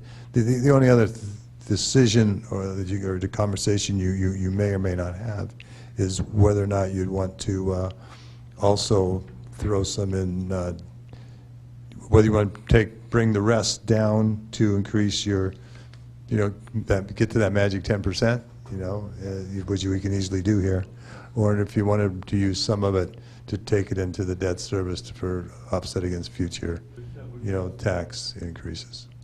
So that's kind of the only options that I would. Right. We want to be right around 10%, right? We've always said, remember, they are raising the bar on that, too. They continue to raise it, because it was, now, we need a recommendation from Yep. your committee. Yep. But last we had heard, they were raising it to like 12%, weren't they? I'm just, At least 12 it was. And our current policy says that it continues to build right. until 11% before it can be used. But we could always use it for internal service fund. We did say that, we carved that out. We Over 8%. Yes, over 8%. But between 8 and 11, we use for internal service fund. And that's it, Some right. special emergencies that might come up that would have to come before us, like something blew up or whatever. So if we were to take Mr. Mayor's recommendation on a budgetary basis, we would be at 10.99 if we took $1 million and threw it into the internal service fund. That's number 2? That's number 2. That's correct, because number 1 is we take the entire 5 million and we let it ride right into the general fund, and then we're at 11.33, which means we're over the 11%. If we take $1 million out and throw it to the internal service fund, we are round number at the 11% at the 10.99, but we've also rectified the internal service fund issue. Fair statement, Mr. Mayor? You read the schedule correctly, sir. When you think about it, but I think we should get the internal service fund, just see the document Yeah. again. That's what I think it's a good idea to clear that balance up. don't disagree, but Buffer in there. So Should we'll have get brought him- several copies, that's my, That's all right. So that's we all have right, we a couple understand. days. I mean, it's hard to review it on the fly anyway, so. And again, it's no criticism, I know you guys have been working on it, so it's not, we don't appreciate that. Anybody have anything So we'll else? get documentation on the internal service fund so we can make an informed the decision. Yeah. That's what I would say. That would be my druthers. Does anybody else have a problem with that? No. So your recommendation is to pay some down on the internal service fund? Yes, sir. Anything else? Well, you were going to say, no, I'd say the rest, there's two, the other option is to A and B, let the rest go down to the bottom line. Yep. To get it up to the magic 11% number, or possibly, if you don't want to get that aggressive with that, is to put some into the debt service to use to offset future tax rates. Those are the only two options that I would entertain in it all. Mr. Becker? If you're putting the scenarios together and we're at 10.99 using round numbers, why don't you just tweak it and make it the magic 11%, and it's not a clean, million or 2 million. These are all It's done estimated within. anyways. I mean, this is pending our audit, so these numbers could fluctuate. Just a little This bit is anyway. not So that with done. maybe even a little bit of a cushion in our favor, so we know we're at the 11, and that puts that to bed, maybe. But just Yeah, If we what take are our one item usual, off. Caitlin, when we get our audit adjustments, what's the range they typically are in net basis? They're not that material, right? Not on the general fund, no. It's pretty clean normally. Yeah. The other ones have You do have a few some. $1,000s here and there, though. Yeah, no, there's definitely, A little bit of play. yeah. Yeah. No, Dave, I understand your point, thank you. I think that level of specificity, given the audit, is probably difficult at this point in time. If we knew what the audit numbers are, you're absolutely right. Yeah, as close as we can get. Yeah. Okay. Is everybody okay letting that ride? No? All right, so that's what we'll do. If you could distribute those documents and your recommendation, I think we know what our policy says, the 8 to 11. We know we can use it to the internal service fund. I, for one, happen to agree with you that I think we should do something to true that up, so I would take your recommendation. I think we all just want to see the analysis. All right? Anybody? No, I thought you were going to ask for money for paving. That's what I thought you were going to ask for. Because these guys seem to suggest that you two were going to convince us into putting money. Yeah, I don't know where that comment came from. So I've been waiting for the last 5 minutes for you to try to explain to us that you Yeah, want yes, 500,000 paving. Yeah, I know exactly the Do that if you comment want. that you are, No, I mean, they made it sound like you guys had a That's- presentation. yeah, that's These what I was agreement trying- properties try to but talk it's you like you into. can't. I No. mean, it's like you can't do it, I'm I don't sorry. know, I think what they were I referring didn't think to we do it, but- was the open POs that were related to the paving. In the Okay. schedule. 46? But that's That- already that- accounted for in the That's not all of numbers. it. Right. Yeah. Yeah. Right. Okay. I think we're good. We will, like, we've we'll put had this on some the agenda, but- conversations. Yeah, Mr. Mayor, I need to go through that agenda with you very quickly. We're going to have some absences next week from our meeting, and we need to see what needs to be accomplished and things like that. So if I could chat with you about what that agenda looks like, that's what we got to see. Well, we'll get it done as quickly as possible if we can. All right. Do I have a motion? Mr. DeWitt, seconding Mr. Walsh. All in favor of adjournment? Opposed, abstentions? Thank you, everybody. Good night.